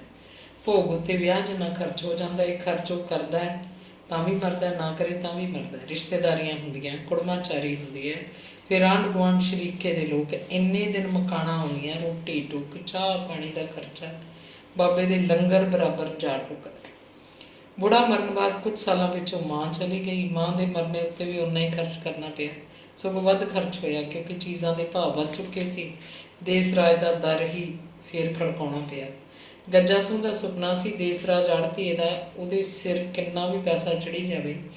ਜਦੋਂ ਉਹਦਾ ਮੱਖਣ ਫੌਜ 'ਚ ਚਲਾ ਗਿਆ ਅਤੇ ਲੈਫਟੈਨੈਂਟ ਬਣ ਗਿਆ, ਇਹ ਸਾਰੇ ਪੈਸੇ ਦੇਸ ਰਾਜ ਦੇ ਇਉਂ ਉਹਦੇ ਸਿਰੋਂ ਲੈ ਜਾਣਗੇ ਜਿਵੇਂ ਸਲੇਟ ਉੱਤੇ ਲਿਖੀ ਰਕਮ ਥੁੱਕ ਵਾਲਾ ਹੱਥ ਮਾਰ ਕੇ ਮੇਟ ਦੇਈਦੀ ਹੈ। ਜਦੋਂ ਮੱਖਣ ਕਾਲਜੋਂ ਹਟ ਕੇ ਆ ਗਿਆ ਤਾਂ ਉਹਦੇ ਨਾਲ ਖੇਤੀ ਦਾ ਕੰਮ ਕਰਾਉਣ ਲੱਗਾ ਤਾਂ ਗੱਜਾ ਸਿੰਘ ਦਾ ਸੁਪਨਾ ਮਿੱਟੀ ਵਿੱਚ ਰੁਲ ਕੇ ਰਹਿ ਗਿਆ। ਜਿਵੇਂ ਰੇਤੇ 'ਚ ਕਿਸੇ ਦੀ ਅਸ਼ਰਫੀ ਗੁਆਚ ਜਾਂਦੀ ਹੋਵੇ, ਇੰਝ ਗੱਜਾ ਸਿੰਘ ਦਾ ਇੱਕ ਹੁਸੀਨ ਖ਼ੁਆਬ ਕਿਧਰੇ ਗੁਆਚ ਗੁੰਮ ਗਿਆ ਸੀ। ਉਲਟਾ ਹੋਇਆ ਇਹ ਕਿ ਮੱਖਣ ਦਾ ਵਿਆਹ ਕਰਨਾ ਪੈ ਗਿਆ। ਉਹ ਲੈਫਟੈਨੈਂਟ ਤਾਂ ਬਣਿਆ ਨਹੀਂ, ਉਹ ਵਿਆਹ ਵੱਲੋਂ ਵੀ ਕਿਧਰੇ ਰਹਿ ਹੀ ਨਾ ਜਾਵੇ। ਗੱਜਾ ਸਿੰਘ ਨੂੰ ਫਿਰ ਉਹਦੇ ਵਿਆਹ ਦਾ ਫਿਕਰ ਹੋਣ ਲੱਗਿਆ। ਜੱਟ ਦਾ ਪੁੱਤ ਚੜ੍ਹਦੀ ਜਵਾਨੀ 'ਚ ਵਿਆਹਿਆ ਜਾਏ ਤਾਂ ਠੀਕ ਹੈ, ਨਹੀਂ ਤਾਂ ਫਿਰ ਰਹਿ ਹੀ ਜਾਂਦਾ। ਪਰ ਕਰੋੜ ਉਮਰ ਦੇ ਮੁੰਡੇ ਨੂੰ ਸਾਕ ਮਸਾਂ ਹੀ ਸਿਰੇ ਚੜ੍ਹਦਾ। ਜਿਸ ਕੋਲ 5-4 ਕਿੱਲੇ ਹੀ ਜ਼ਮੀਨ ਹੋਵੇ, ਕਿਸਾਨੀ ਪੱਖੋਂ ਵੀ ਉਹ ਥੋੜ੍ਹਾ ਟੁੱਟਿਆ ਜੱਟ ਹੋਵੇ ਤਾਂ ਹੋਰ ਵੀ ਮੁਸ਼ਕਿਲ ਹੈ। ਖਾਂਦੇ ਪੀਂਦੇ ਜੱਟਾਂ ਦੇ ਮੁੰਡੇ ਤਾਂ ਛੋਟੀ ਉਮਰ 'ਚ ਹੀ ਵਿਆਹੇ ਜਾਂਦੇ ਆ। ਵਿਆਹ ਦਾ ਮਸਲਾ ਤਾਂ ਸਿਰਫ ਥੋੜ੍ਹੇ ਟੁੱਟੇ ਜੱਟਾਂ ਲਈ ਹੈ। ਮੱਖਣ ਦੇ ਵਿਆਹ ਦਾ ਵੱਡਾ ਕਾਰਨ ਤਾਂ ਤਖਾਣਾ ਦੀ ਕੁੜੀ ਰੱਗੋ ਸੀ। ਉਹ ਮੱਖਣ ਦਾ ਖਹਿੜਾ ਨਹੀਂ ਸੀ ਛੱਡਦੀ, ਘਰ ਤੱਕ ਵੀ ਪਹੁੰਚ ਜਾਂਦੀ। ਇੱਕ ਤਰ੍ਹਾਂ ਨਾਲ ਮੱਖਣ ਤਾਂ ਸੂਤਿਆ ਪਿਆ ਸੀ। ਫਿਰ ਬਦਨਾਮੀ ਅੱਡ। ਬਦਨਾਮੀ ਨੇ ਤਾਂ ਖਾਧੀ ਕੜੀ। ਮੱਖਣ ਦਾ ਉਸ ਪਿੱਛੇ ਇੱਕ ਦਿਨ ਕਤਲ ਹੀ ਹੋ ਜਾਣਾ ਸੀ। ਚਾਹੇ ਮੱਖਣ 30-32 ਸਾਲਾਂ ਦਾ ਹੋ ਚੁੱਕਾ ਸੀ, ਵਿਆਹ ਦੀ ਉਮਰ ਉਹਦੀ ਨਿਕਲਦੀ ਜਾ ਰਹੀ ਸੀ, ਉਹਨੂੰ ਰਿਸ਼ਤੇ ਵੀ ਆ ਕੇ ਮੁੜਦੇ ਰਹੇ। ਗੱਜਾ ਸਿੰਘ ਨਾ ਨੁੱਕਰ ਕਰਦਾ। ਵਿਆਹ ਕਰਨ ਲਈ ਉਹਦੇ ਪੱਲੇ ਦਮੜੀ ਵੀ ਨਹੀਂ ਸੀ। ਰਿਵਾਜ਼ ਸੀ ਮੁੰਡੇ ਦੀ ਰੋਕ ਕਰਨ ਦੇ ਨਾਲ ਹੀ ਕੁੜੀ ਵਾਲੇ ਵਿਆਹ ਦੀ ਤਰੀਕ ਦੇ ਦਿੰਦੇ ਆ। ਕੁਆਰੀਆਂ ਮੁਟਿਆਰ ਕੁੜੀਆਂ ਲੋਕਾਂ ਨੇ ਘਰ ਰੱਖ ਕੇ ਕੀ ਕਰਨੀਆਂ। ਅਗਲਾ ਤਾਂ ਵਰਿਆਂ ਦੇ ਤੋਂ ਇਸੇ ਕੋਸ਼ਿਸ਼ 'ਚ ਰਹਿੰਦਾ ਕਿ ਸਗੋਂ ਕੁੜੀ ਦੇ ਜੰਮਦਿਆਂ ਹੀ ਮਾਪਿਆਂ ਨੂੰ ਫਿਕਰ ਪੈ ਜਾਂਦਾ ਕਿ ਕੁੜੀ ਨੂੰ ਕਦੋਂ ਦੇਹਲੀਓਂ ਬਾਹਰ ਕੀਤਾ ਜਾਵੇ। ਤਖਾਣਾ ਦੀ ਰੱਗੋ ਉਰਫ ਰਘਬੀਰ ਕੌਰ ਸਕੂਲ 'ਚ ਮੱਖਣ ਦੇ ਨਾਲ ਹੀ ਪੜ੍ਹਦੀ ਸੀ। ਉਹ 7ਵੀਂ ਜਮਾਤ ਸੀ। ਬਹੁਤ ਖੁੰਦੜ ਹੇਲ, 13-14 ਸਾਲ ਦੀ ਉਮਰ 'ਚ ਹੀ ਕੱਦ ਕੱਢ ਆਈ। ਉਹਦਾ ਗੋਰਾ ਸੰਦਲੀ ਰੰਗ, ਉੱਚਾ ਕੱਦ, ਖੁੱਲ੍ਹੇ ਅੰਗ ਪੈਰ, ਮੋਟੀਆਂ ਟੋਪੀ ਦਾ ਰੱਖਾਂ, ਲੱਗਦਾ ਜਿਵੇਂ ਉਹ 17-18 ਸਾਲ ਦੀ ਹੋਵੇ। ਉਹਦੇ ਉਤਲੇ ਦੰਦਾਂ 'ਚ ਨੇਸ਼ ਨਾਲ ਲੱਗਦਾ ਇੱਕ ਦੰਦ ਦੂਹਰਾ ਸੀ। ਜਦੋਂ ਗੱਲ ਕਰਦੀ ਹੱਸਦੀ, ਇਹ ਦੂਹਰਾ ਦੰਦ ਦਿਸਦਾ ਜੋ ਸੋਹਣਾ ਲੱਗਦਾ। ਮੁੰਡੇ ਤਾਂ ਕੀ 2-4 ਮਾਸਟਰ ਵੀ ਰੱਗੋ ਵੱਲ ਅੱਖ ਰੱਖਦੇ। ਅਤੇ ਫਿਰ ਉਹਦੀ ਗੱਲ ਉੱਡ ਗਈ ਕਿ ਤਖਾਣਾ ਦੀ ਰੱਗੋ ਖਰਾਬ ਹੈ। ਗੱਜੇ ਫੌਜੀ ਦੇ ਮੁੰਡੇ ਮੱਖਣ ਨਾਲ ਉਹਦੀ ਗੱਲ ਹੈ। ਕਲਾਸ ਵਿੱਚ ਕੁੜੀਆਂ ਚਾਹੇ ਅੱਡ ਬੈਠਦੀਆਂ ਸਨ ਅਤੇ ਮੁੰਡੇ ਇੱਕ ਪਾਸੇ ਤੱਪੜ ਵਿਛਾ ਕੇ ਬੈਠਦੇ। ਪਰ ਕਿਸੇ ਦਿਨ ਜਦੋਂ ਰੱਗੋ ਮੱਖਣ ਤੋਂ ਹਿਸਾਬ ਦੀ ਕਾਪੀ ਮੰਗਦੀ ਜਾਂ ਅੰਗਰੇਜ਼ੀ ਦੀ ਕਿਤਾਬ ਨੂੰ ਕਹਿੰਦੀ ਤਾਂ ਦੂਜੀਆਂ ਕੁੜੀਆਂ ਉਹਦੇ ਵਿੱਚ ਅੱਖ ਰੱਖਦੀਆਂ। ਮੁੰਡੇ ਭੋਲੇ ਸਨ, ਉਹ ਇੰਨੀ ਗੌਰ ਨਹੀਂ ਕਰਦੇ ਸੀ। ਬਸ ਇਹ ਕਾਪੀਆਂ ਕਿਤਾਬਾਂ ਲੈਣ ਦੇਣ ਵਿੱਚ ਹੀ ਉਹਨਾਂ ਦੀ ਨੇੜਤਾ ਵਧੀ ਸੀ। ਮੱਖਣ ਹੀ ਨਹੀਂ 9ਵੀਂ ਜਮਾਤ 'ਚ ਪੜ੍ਹਦਾ। ਰੱਗੋ ਦਾ ਗੁਆਂਢੀ ਮੁੰਡਾ ਨਰਿੰਜਨ ਵੀ ਉਹਦੇ ਮਗਰ ਰਹਿੰਦਾ ਅਤੇ ਫਿਰ ਉਹ ਵੀ ਉਹਦੇ ਨਾਲ ਸੀ। ਮਾਸਟਰ ਗੱਲਾਂ ਸੁਣਦੇ, ਫਿਰ ਗੱਲਾਂ ਕਰਦੇ ਕਿ ਦੇਖੋ ਯਾਰੋ, ਇਸ 7ਵੀਂ 'ਚ ਪੜ੍ਹਦੀ ਇਉਂ ਹੋਈ ਪਈ ਹੈ, ਅਗਾਂਹ ਜਾ ਕੇ ਇਸ ਕੁੜੀ ਦਾ ਕੀ ਹਾਲ ਹੋਏਗਾ। ਜਦੋਂ ਉਹਦੀਆਂ ਗੱਲਾਂ ਸਕੂਲ 'ਚ ਖਾਸੀਆਂ ਸੁਲਗ ਉੱਠੀਆਂ ਤਾਂ ਗੱਲ ਹੈਡਮਾਸਟਰ ਤੱਕ ਵੀ ਪਹੁੰਚੀ। ਹੈਡਮਾਸਟਰ ਨੇ ਆਪਣੇ ਨੇੜੇ ਦੇ 2 ਮਾਸਟਰਾਂ ਨੂੰ ਦਫ਼ਤਰ 'ਚ ਬੁਲਾ ਕੇ ਸਲਾਹ ਮੰਗੀ ਕਿ ਮਿਸਤਰੀਆਂ ਦੀ ਕੁੜੀ ਰਘਬੀਰ ਕੌਰ ਦਾ ਕੀ ਕੀਤਾ ਜਾਏ। ਗੱਲ ਖਾਸੀ ਫੈਲ ਗਈ। ਸਕੂਲ ਦਾ ਮਾਹੌਲ ਖਰਾਬ ਹੋ ਰਿਹਾ ਸੀ। ਉਹਨਾਂ ਤਿੰਨਾਂ ਨੇ ਅਖੀਰੇ ਹੀ ਫੈਸਲਾ ਕੀਤਾ ਕਿ ਕੁੜੀ ਦੀ ਮਾਂ ਨੂੰ ਸਕੂਲ ਬੁਲਾ ਕੇ ਸਮਝਾ ਦਿੱਤਾ ਜਾਵੇ। ਸਗੋਂ ਸਾਫ਼ ਕਹਿ ਦਿੱਤਾ ਜਾਏ ਵੀ ਭਾਈ ਤੁਸੀਂ ਕੁੜੀ ਨੂੰ ਸਕੂਲੋਂ ਹੀ ਹਟਾ ਲਓ। ਕੱਲ੍ਹ ਨੂੰ ਕੋਈ ਹੋਰ ਗੱਲ ਬਣ ਗਈ ਤਾਂ ਵੇਲਾ ਹੱਥ ਨਹੀਂ ਆਉਣਾ। ਇਹਦੀ ਪੜ੍ਹਾਈ ਇੰਨੀ ਬਹੁਤ ਹੈ। ਚਿੱਠੀ ਚੀਰੇ ਜੋਗੀ ਹੋ ਗਈ ਹੁਣ ਬਸ। ਰੱਗੋ ਦਾ ਬਾਪ ਬਹੁਤ ਭੋਲਾ ਬੰਦਾ ਸੀ। ਉਹ ਰਾਜ ਮਿਸਤਰੀ ਸੀ। ਤੜਕੇ ਸਦਿਆਂ ਹੀ ਸਾਈਕਲ ਲੈ ਕੇ ਪਿੰਡੋਂ ਨਿਕਲ ਜਾਂਦਾ। ਗੁਆਂਢੀ ਪਿੰਡਾਂ 'ਚ ਮਕਾਨ ਉਸਾਰੀ ਦਾ ਕੰਮ ਕਰਦਾ। ਹਨੇਰੇ ਹੋਏ ਘਰ ਵੜਦਾ। ਆਥਣੇ ਉਹਨੂੰ 2 ਪੈਗ ਮਾਰਨ ਦੀ ਲਲਕ ਸੀ। ਸਾਰੇ ਦਿਨ ਦਾ ਥੱਕਿਆ ਟੁੱਟਿਆ ਰੋਟੀ ਖਾਣ ਤੋਂ ਪਹਿਲਾਂ ਆਪਣਾ ਥਕੇਵਾਂ ਲਾ ਲੈਂਦਾ। ਹੋਰ ਉਹ ਕਿਹੜਾ ਸ਼ਰਾਬੀ ਸੀ। ਰੱਗੋ ਦੀ ਮਾਂ ਨੇ ਉਹਨੂੰ ਸਕੂਲੋਂ ਹਟਾ ਕੇ ਬਹੁਤੇ ਸਾਲ ਘਰ ਨਹੀਂ ਰੱਖਿਆ, ਵਿਆਹੁਣ ਦੀ ਕੀਤੀ। ਇੱਕ JBT ਪਾਸ ਮੁੰਡਾ ਪ੍ਰਾਇਮਰੀ ਟੀਚਰ ਲੱਗਿਆ ਸੀ। ਉਹਦਾ ਬਾਪ ਵੀ ਚੰਗਾ ਰਾਜ ਮਿਸਤਰੀ ਸੀ। ਉਮਰ 24-25 ਸਾਲ ਦੀ ਹੋਏਗੀ। ਕੱਦ ਦਾ ਕੁਝ ਮਧਰਾ ਸੀ, ਇੰਨਾ ਸੋਹਣਾ ਵੀ ਨਹੀਂ ਸੀ। ਉਹਦਾ ਇਹੀ ਵੱਡਾ ਗੁਣ ਸੀ ਕਿ ਉਹ ਸਰਕਾਰੀ ਨੌਕਰ ਸੀ। 22ਵੀਂ ਤਨਖਾਹ ਘਰ ਆਉਂਦੀ। ਉਹਨੇ ਤਖਾਣਾ ਵਾਲੇ ਕਿਸੇ ਕੰਮ 'ਚ ਔਖਾ ਨਹੀਂ ਰਹਿਣਾ ਸੀ। ਤਖਾਣ ਚਾਹੇ ਇੱਟ ਵੱਟੇ ਦਾ ਕੰਮ ਕਰੇ, ਚਾਹੇ ਲੱਕੜ ਦਾ, ਉਹਦੀਆਂ ਖੁੱਚਾਂ ਮਰੀਆਂ ਰਹਿੰਦੀਆਂ। ਆਥਣੇ ਹਨੇਰੇ ਹੋਏ ਥੱਕਿਆ ਟੁੱਟਿਆ ਘਰ ਵੜਦਾ। ਤੀਵੀਂ ਨਾਲ ਗੱਲਬਾਤ ਕਰਨ ਦੀ ਉਹਦੇ ਕੋਲ ਕਿੱਥੇ ਵਿਹਲ ਹੁੰਦੀ ਹੈ। ਮਾਸਟਰ ਤਾਂ ਸਕੂਲ ਤੋਂ ਵਿਹਲਾ ਹੋ ਕੇ ਸਾਰਾ ਦਿਨ ਉਹਦੀ ਧੀ ਕੋਲ ਰਿਹਾ ਕਰੇਗਾ। ਜਿਹੜਾ ਪਤੀ ਸੁੱਖ ਉਹ ਆਪ ਨਹੀਂ ਭੋਗ ਸਕੀ, ਉਹਦੀ ਧੀ ਰੱਜ ਕੇ ਤਸੱਲੀ ਨਾਲ ਭੋਗਿਆ ਕਰੇਗੀ। ਪਰ ਰੱਗੋ 5-7 ਸਾਲਾਂ ਤੋਂ ਵੱਧ ਸਹੁਰੀ ਨਹੀਂ ਰਹਿ ਸਕੀ। ਮੁੰਡਾ ਉਹਨੂੰ ਭੋਰਾ ਵੀ ਪਸੰਦ ਨਹੀਂ ਸੀ। ਮਾਸਟਰ ਲੱਗਿਆ ਕੀ ਉਹਨੇ ਫੂਕਣਾ ਸੀ।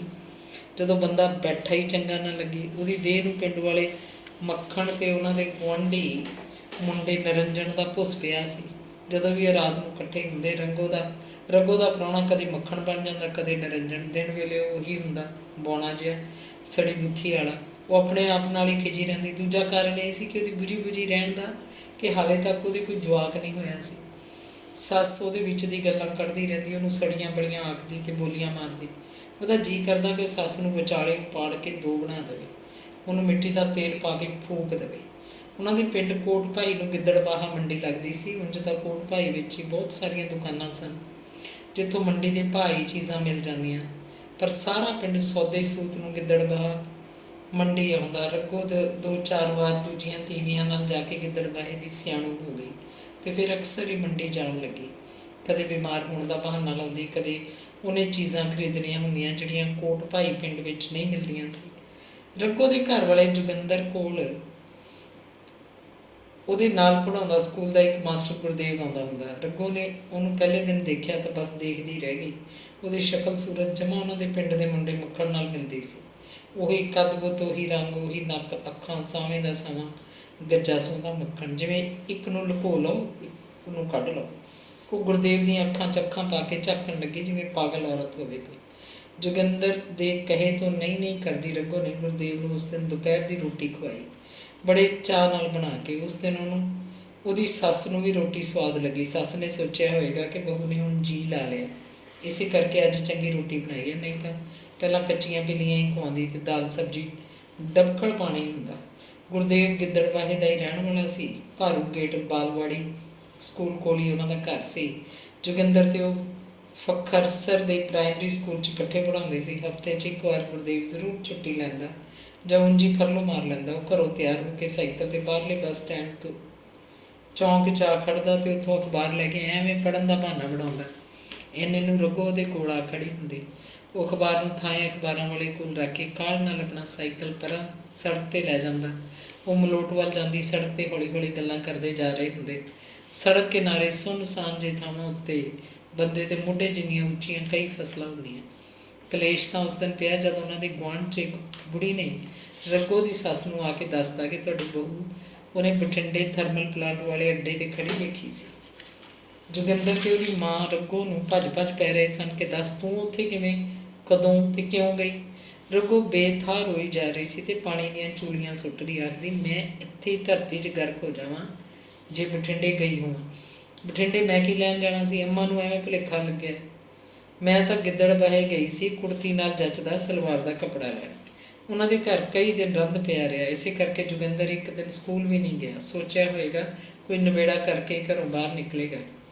ਬਦਨਾਮੀ ਬਹੁਤ ਸੀ, ਉਹਦਾ ਚਿੱਤ ਨਹੀਂ ਮੰਨਦਾ ਸੀ। 1-2 ਸਾਲਾਂ ਤੋਂ ਤਾਂ ਰੱਗੋ ਠੀਕ ਰਹਿਣ ਲੱਗੀ ਸੀ। ਉਹਨੂੰ ਪੂਰਾ ਮੋਹ ਦਿੰਦੀ, ਚੱਜ ਨਾਲ ਬੋਲਦੀ ਚੱਲਦੀ ਤੇ ਸ਼ੌਕ ਨਾਲ ਰੋਟੀ ਟੁੱਕ ਬਣਾਉਂਦੀ ਸੀ। ਹੁਣ ਤਾਂ ਉਹ ਮਾਂ ਦੀ ਸੇਵਾ ਵੀ ਕਰਦੀ, ਨੂੰਹ ਸੱਸ 'ਚ ਸੁਰ ਸੀ। ਜੋਗਿੰਦਰ ਤਾਂ ਸਕੂਲ ਗਿਆ ਹੋਇਆ ਸੀ। ਜਦੋਂ ਸੱਸ ਨੇ ਰੱਗੋ ਦਾ ਖਹਿੜਾ ਹੀ ਨਹੀਂ ਛੱਡਿਆ, ਬਾਰ ਇੱਕੋ ਗੱਲ ਆਖੀ ਜਾ ਰਹੀ ਸੀ ਤਾਂ ਰੱਗੋ ਨੂੰ ਬੇਮੁਹਾਰ ਗੁੱਸਾ ਚੜ੍ਹਨ ਲੱਗਿਆ, ਜਿਵੇਂ ਉਹਦੇ 'ਚ ਕੋਈ ਭੂਤ ਆ ਵੜੀ ਹੋਵੇ। ਉਹਨੇ ਡੰਡਾ ਲੈ ਕੇ ਸੱਸ ਦਾ ਪੂਰ ਭੰਨ ਦਿੱਤਾ, ਜਿਵੇਂ ਕੋਈ ਪਾਂਡੂ ਦੇ ਡਲਿਆਂ ਨੂੰ ਥਾਪੇ ਨਾਲ ਭੰਨਦਾ ਹੋਵੇ। ਤੁਰਤ ਫੁਰਤ ਆਪਣਾ ਲੀੜਾ ਕੱਪੜਾ ਬੈਗ 'ਚ ਪਾਇਆ, ਗਿੱਦੜਬਾਹੇ ਆ ਵੱਜੀ।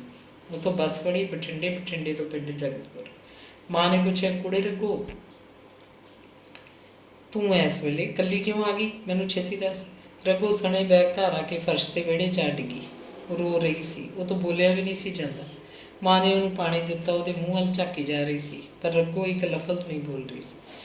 ਮੁੜ ਕੇ ਰੱਗੋ ਕੋਟ ਭਾਈ ਨਹੀਂ ਗਈ, ਨਾ ਉਹਨੂੰ ਕੋਈ ਲੈਣ ਆਇਆ ਸੀ। ਰੱਗੋ ਕੁਝ ਵੀ ਨਹੀਂ ਦੱਸਦੀ ਸੀ, ਬਸ ਇੰਨਾ ਆਖਦੀ ਸੀ ਕਿ ਉਹਦੀ ਸੱਸ ਉਹਦੇ ਨਾਲ ਲੜਦੀ ਰਹਿੰਦੀ ਹੈ, ਮੈਂ ਉਸ ਕੰਜਰਖਾਨੇ 'ਚ ਰਹਿ ਨਹੀਂ ਸਕਦੀ। ਜੋਗਿੰਦਰ ਸਿੰਘ ਨੇ ਕੁਛ ਆਖਿਆ ਹੋਵੇ, ਮਾਂ ਪੁੱਛਦੀ, ਨਾ ਉਹ ਮੈਨੂੰ ਕੁਛ ਨਹੀਂ ਬੋਲਿਆ ਕਦੇ।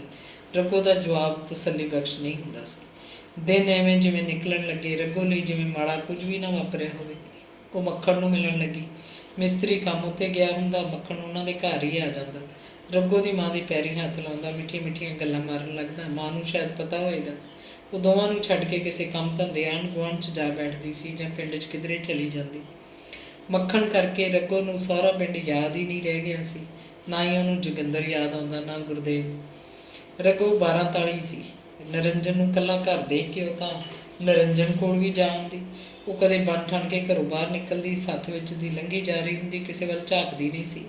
देखण वालिਆਂ नूं लगदा है जिवें बड़े हंकार च होवे ਉਹਦੇ बारे कोई दूजे नाल गल नहीं करदा सी। सत्थ 'च बैठे बंदे अधखड़ ते बुढ़े संघो थल्ले थुक लंघा लैंदे जां फिर कोई खंघदा। निरंजन अंदरे अंदर मचिया बुझिया रहिंदा कि मक्खण तखाणा दे घर क्यों आउंदा है।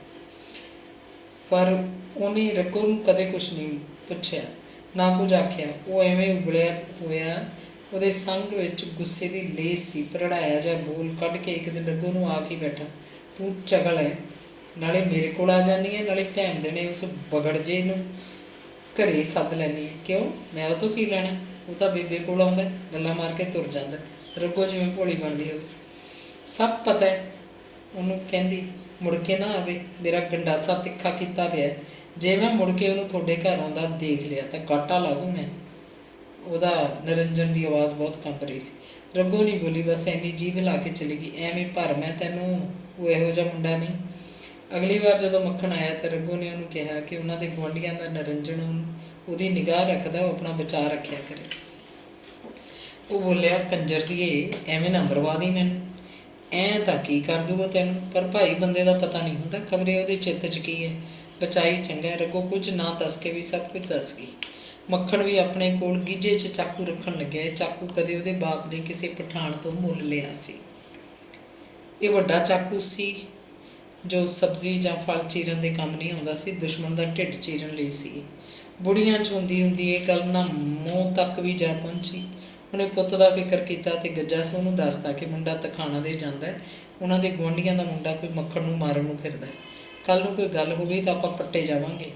एक टिंग है अपनी तो इहो लैके लै दे के। गज्जा सो चुप दा चुप रह गया तो फिर मक्खण के विआह बारे सोचण लग पिया। इहो एक हल सी उहदा, वो विआह जाएगा तो घर बहू कोल ही रहेगा, काहनूं किधरे धक्के खांदा फिरेगा। अपनी कबीलदार उत्ते झूरिया भी बहुत। जे घर के हालात चंगे होंदे तो मुंडा उन्हें कदों का विआह लिया हुंदा। इन्नी उम्र हो गई उसकी, हुण तक तो उसका विआह हो जाना चाहिए सी। उन्हें गहरा सोचा कि मुंडा भी की करे, जवानी की उम्र है, तखाणा दे घर जाना उसकी बेबसी है, उन्होंने छेती विआह देना चाहिए। चाहे लड़की किसी गरीब घर की होवे, चाहे भोरा भी लीड़ा कपड़ा ना लैके आवे। जिस दिन की तखाणा की रघो सहुरिਆਂ तो मुड़ के आई सी, मक्खण कबड्डी खेडणों हट गया। कबड्डी टूरनामेंट उसकी हिम्मत नाल हुंदे सी, वो भी बंद हो गए। हुण वो पंचायत के कामां 'च भी हिस्सा नहीं लैंदा सी, सौदागर के घर जाता ही नहीं सी, ना उसका नौजवान सभा नाल संबंध रह गया सी। बस वो अपने घर हुंदा जां फिर खेत जाके उखड़िया उखड़िया काम करता। काम 'ਚ ਉਹਦਾ जी नहीं लगता सी, जिवें ਉਹਦਾ समूचा वजूद तखाणा की कुड़ी ने हड़प लिया होवे। गज्जा सो ने मक्खण नूं कदे कुछ नहीं कहा सी, कदे टोकिया झिड़किया नहीं, बस ਉਹਨੂੰ काम करदे नूं चूर अख नाल देखदा रहिंदा। नामो ते गज्जा सिंह इकल्ले बैठ के मक्खण के विआह दीयां गल्लां करदे। नामो 2 बार साग सकीरियां च जा आई, गज्जा सिंह भी गया सी। उन्होंने सब पासे आख्या सी कि मक्खण ने कुड़ी लभ के दसी जाए। अखीर उन्हों की रिश्तेदारी विच कानगढ़ तो मक्खण नूं साक हो गया। पुतली अर्गी कुड़ी, हथ लाए तो मैली हुंदी। ये कुड़ी नामो के नानकियां दी किसी ਸਕੀਰੀ चो सी। नामो के मामे के पुत ने विच पै के रिश्ता कराया सी। विआह हो गया। मक्खण दा बहू घर आ गई, जिवें नेरे घर च गैस का चालन हो गया हो। पर गज्जा सिंह की कबीलदारी होर थले करक गई। विआह मुंडे का होवे चाहे कुड़ी का, उन्ना ही खर्चा हुंदा है। एक तरह नाल घर मुद्दे मूँह डिगदा है, खर्च ही खर्च। चीज़ां नूं अग लग जाती है, बाजार चों भांबड़ निकल लगदे है। इस वार भी 1 लाख रुपया देस राज आड़तीए कोलों आया सी, पर 2 किले जमीन अंदर खाते गहने रखनी पई। कब्जा चाहे गज्जा सिंह दा ही रहना सी, पर ये 2 किले देस राज के नाम हो चुके सन। इन्हां 2 किलियां दी पैदावार हाड़ी सोने गज्जा सिंह ने ईमानदारी नाल देस राज नूं उहदा हिस्सा पहुँचाना सी। हुण ये 2 किले जमीन 2 लाख रुपए च गहने सी। गज्जा सिंह नूं जिथे पैसिਆਂ का विआज देना बंद हो गया सी, उत्थे हुण 2 किले जमीन की पैदावार का हिस्सा देस राज नूं देना पैंदा। ਗੱਲ ਤਾਂ ਉੱਥੇ ਹੀ ਸੀ। ਦੇਸ ਰਾਜ ਆੜਤੀ ਇੱਕ ਕੱਚਾ ਆਦਮੀ ਨਹੀਂ ਸੀ, ਉਹ ਪੱਕਾ ਕਾਨੂੰਨੀ ਸੀ।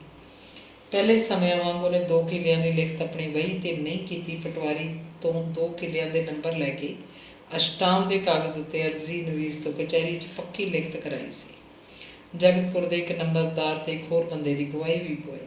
ਕਿੰਨੇ ਚਾਅ ਨਾਲ ਗੱਜਾ ਸਿੰਘ ਨੇ ਪੈਨਸ਼ਨ ਆ ਕੇ 4 ਕਿੱਲੇ ਜ਼ਮੀਨ ਮੁੱਲ ਖਰੀਦੀ ਸੀ।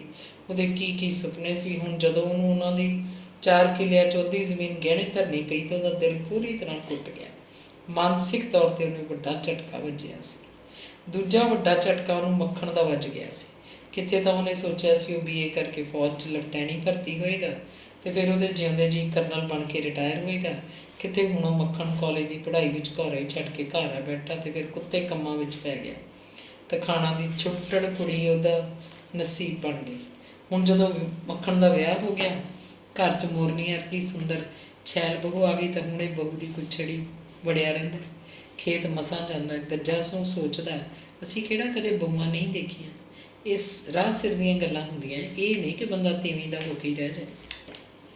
ਅਤੇ ਫਿਰ ਜਦੋਂ ਮੱਖਣ ਦੀ ਬਹੂ ਨੇ ਮੁੰਡਾ ਜੰਮਿਆ ਤਾਂ ਘਰ 'ਚ ਜਿਵੇਂ ਬਹਾਰਾਂ ਆ ਗਈਆਂ। ਨਾਮੋ ਅਤੇ ਗੱਜਾ ਸਿੰਘ ਦਾ ਪੱਬ ਨਹੀਂ ਸੀ ਲੱਗਦਾ। ਦੂਜਾ ਮੁੰਡਾ ਹੋਇਆ, ਜੋੜੀ ਹੋ ਗਈ ਪੁੱਤਾਂ ਦੀ। ਨਾਮੋ ਕਹਿੰਦੀ ਫਿਰਦੀ ਸੀ, ਸੁੱਖ ਨਾਲ ਜਿਉਂਦਾ ਰਹੇ ਭਾਈ, ਬਰਾਬਰ ਦੀ ਧਿਰ ਪੈਦਾ ਹੋ ਗਈ। ਅਖੇ ਪੁੱਤੀ ਪੁੱਤੀ ਭਾ, ਕੋਈ ਲਿਆਵੇ ਲੱਕੜੀਆਂ, ਕੋਈ ਲਿਆਵੇ ਘਾਹ। ਮੁੰਡੇ ਤਾਂ ਬਹੂ ਨੇ 2 ਜੰਮ ਦਿੱਤੇ, ਇਹ ਤਾਂ ਚੰਗੀ ਗੱਲ ਸੀ। ਇਹਦਾ ਕੀ ਹੈ, ਗੱਜਾ ਸਿੰਘ ਸੋਚਦਾ। ਇਕੱਲੀ ਹੋਵੇ ਨਾ ਵਣਾਂ 'ਚ ਲੱਕੜੀ, ਇਕੱਲਾ ਨਾ ਹੋਵੇ ਪੁੱਤ ਜੱਟ ਦਾ। ਇਕੱਲੇ ਕਹਿਰੇ ਬੰਦੇ ਨੂੰ ਤਾਂ ਸ਼ਰੀਕ ਜੱਟ ਹੀ ਤਕਾ ਲੈਂਦੇ। 2 ਭਰਾ ਹੋਣ ਤਾਂ ਅੜ ਕੇ ਖੜ ਜਾਣਗੇ। ਸਾਲਾ ਕੋਈ ਬੋਲ ਨਹੀਂ ਸਕਦਾ। ਖੇਤੀ ਦੇ ਕੰਮ 'ਚ 2 ਜਣਿਆਂ ਦੀ ਕਮਾਈ ਮਾਅਨੇ ਰੱਖਦੀ ਹੈ, ਕਿੱਥੇ ਇਕੱਲੇ ਦੀ ਕਮਾਈ। ਪਰ ਬਹੂ ਨੇ ਵਿੱਚੇ ਵਿੱਚ ਮੱਖਣ ਨੂੰ ਖਾ ਲਿਆ, ਜਿਵੇਂ ਉਹਨੂੰ ਸਬੂਤੇ ਨੂੰ ਨਿਗਲ ਚੁੱਕੀ ਹੋਵੇ। ਆਪਣੀ ਮਰਦਾਵੀ ਸ਼ਕਤੀ ਕਾਇਮ ਰੱਖਣ ਲਈ, ਸਗੋਂ ਮਰਦਾਵੀ ਸ਼ਕਤੀ ਵਧਾਉਣ ਲਈ ਪਹਿਲਾਂ ਅਫੀਮ ਖਾਂਦਾ ਸੀ, ਫਿਰ ਸ਼ਹਿਰੋਂ ਪੱਤੇ ਜੇ ਲਿਆਉਣ ਲੱਗਿਆ। ਪੱਤਾ ਮੁਕਾ ਕੇ ਕਾਗਜ਼ ਵਿਹੜੇ 'ਚ ਕਿਧਰੇ ਪਿਆ ਮਿਲਦਾ, ਕਦੇ ਕਿਸੇ ਲਾਲ ਪੱਤੇ ਦਾ ਕਾਗਜ਼, ਕਦੇ ਹਰੇ ਦਾ।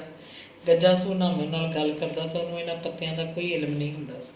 ਉਹ ਬਹੂ ਤੋਂ ਪੁੱਛਦੇ, ਘਰ 'ਚ ਕਿਸੇ ਨੂੰ ਕੀ ਬਿਮਾਰੀ ਹੈ, ਕਾਹਦੀਆਂ ਗੋਲੀਆਂ ਹੁੰਦੀਆਂ ਨੇ। ਇਹਨਾਂ ਪੱਤਿਆਂ 'ਚ ਬਹੂ ਚੁੱਪ ਗੁੜਪ ਰਹਿੰਦੀ। ਕੁਝ ਦਿਨ ਵਿਹੜੇ 'ਚ ਪੱਤੇ ਡਿੱਗਣੋਂ ਹਟ ਜਾਂਦੇ, ਪਰ ਕਿਸੇ ਦਿਨ ਫੇਰ ਹੀ ਪੱਤਾ ਮਿਲਦਾ।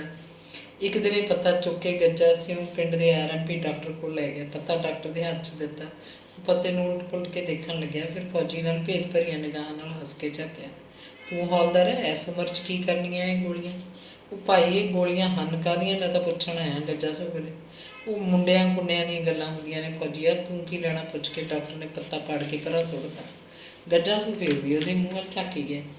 ਡਾਕਟਰ ਨੇ ਸਿੱਧੇ ਲਫ਼ਜ਼ਾਂ 'ਚ ਦੱਸਿਆ, ਹੌਲਦਾਰ ਸਾਹਿਬ, ਇਹ ਸੈਕਸ ਦੀਆਂ ਗੋਲੀਆਂ ਹੁੰਦੀਆਂ ਨੇ, ਤਾਕਤ ਵਧਾਉਂਦੀਆਂ ਨੇ। ਅੱਜ ਕੱਲ੍ਹ ਦੇ ਨੌਜਵਾਨ ਖਾ ਕੇ ਸੈਕਸ ਕਰਦੇ ਆ, ਹੁਣ ਤਾਂ ਤੰਤ ਨਹੀਂ ਹੁੰਦਾ ਕਾਗਜ਼ੀ ਪਹਿਲਵਾਨਾਂ 'ਚ। ਫਿਰ ਪੁੱਛਿਆ, ਤੂੰ ਫੌਜੀ ਇਹ ਪੱਤਾ ਕਿੱਥੋਂ ਚੁੱਕ ਲਿਆ? ਗੱਜਾ ਸਿੰਘ ਬੋਲਿਆ ਨਹੀਂ, ਪਰ ਉਹ ਸਭ ਸਮਝੀ ਬੈਠਾ ਸੀ। ਸੁੰਨ ਜਿਹਾ ਹੋ ਕੇ ਘਰ ਨੂੰ ਮੁੜ ਆਇਆ। ਨਾਮੋ ਨੂੰ ਵੀ ਕੁਝ ਨਹੀਂ ਦੱਸਿਆ। ਜਿੱਦਣ ਦੀ 2 ਕਿੱਲੇ ਗਹਿਣੇ ਹੋਈ ਸੀ, ਗੱਜਾ ਸਿੰਘ ਨੂੰ ਵਿਆਜੂ ਪੈਸੇ ਲਏ ਬਗੈਰ ਫਿਰ ਵੀ ਸਰਿਆ ਨਹੀਂ। ਉਹ ਦੇਸ ਰਾਜ ਦੇ ਜਾਂਦਾ ਰਹਿੰਦਾ ਸੀ। ਕਿਸੇ ਸਾਲ ਵੀ ਕੋਈ ਰਕਮ ਮੁੜਦੀ ਨਹੀਂ ਸੀ, ਸਗੋਂ ਹੋਰ ਵੱਧਦੀ ਰਹਿੰਦੀ। ਉਹਦੇ ਘਰ ਦੀ ਕਬੀਲਦਾਰੀ ਅੰਨਾ ਖੂਹ ਸੀ, ਜਿਸ 'ਚ ਜਿੰਨੀ ਮਰਜ਼ੀ ਮਿੱਟੀ ਸੁੱਟੀ ਜਾਓ, ਖੂਹ ਭਰਦਾ ਹੀ ਨਹੀਂ ਸੀ। ਗੱਜਾ ਸਿੰਘ ਦੇ ਦਿਮਾਗ 'ਚ ਤੂਫਾਨ ਤਾਂ ਉਸ ਦਿਨ ਖੜ੍ਹਾ ਹੋਇਆ ਜਦੋਂ ਇੱਕ ਦਿਨ ਦੇਸ ਰਾਜ ਨੇ ਉਹਨੂੰ ਦੁਕਾਨ 'ਤੇ ਗਏ ਨੂੰ ਆਖਿਆ, ਫੌਜੀਆ ਵਿਆਜੂ ਪੈਸਾ ਬਹੁਤ ਹੋ ਗਿਆ, ਇਹ ਤਾਂ ਤੂੰ ਉਤਰਨਾ ਤਾਂ ਹੈ ਨਹੀਂ। ਮੇਰਾ ਤਾਂ 3 ਲੱਖ ਵੀ ਸਮਝ ਡੁੱਬਿਆ ਪਿਆ ਤੇਰੇ 'ਚ। 2 ਕਿੱਲੇ ਗਹਿਣੇ ਦੀ ਕਮਾਈ ਤਾਂ ਮੈਨੂੰ ਕੱਖ ਪੱਲੇ ਨਹੀਂ ਪੈਂਦੀ। 3 ਲੱਖ 'ਚੋਂ ਹੁਣ ਵਾਲੀ ਵਿਆਜੂ ਰਕਮ ਜੋੜ ਕੇ ਇਹ 2 ਕਿੱਲੇ ਹੁਣ ਬੈ ਹੀ ਦੇ ਦੇ ਮੈਨੂੰ। ਹੋਰ ਪੈਸੇ ਲੈ ਲੈ, ਨਾਲੇ ਤੂੰ ਸੁਖਾ ਲੈ, ਨਾਲੇ ਮੈਂ ਸੁਖਾ। ਗੱਜਾ ਸਿੰਘ ਦੇ ਸਿਰ 'ਚ ਜਿਵੇਂ 100 ਘੜਾ ਪਾਣੀ ਦਾ ਡੁੱਲ ਗਿਆ ਹੋਵੇ। ਉਹ ਮੁਰਦਾ ਹਾਲਤ 'ਚ ਪਿੰਡ ਵੜਿਆ। ਉਸ ਦਿਨ ਆਥਣ ਦੀ ਰੋਟੀ ਨਹੀਂ ਖਾਧੀ। ਨਾਮੋ ਨੂੰ ਕਿਹਾ ਕਿ ਉਹਦਾ ਚਿੱਤਰਾ ਜੀ ਨਹੀਂ।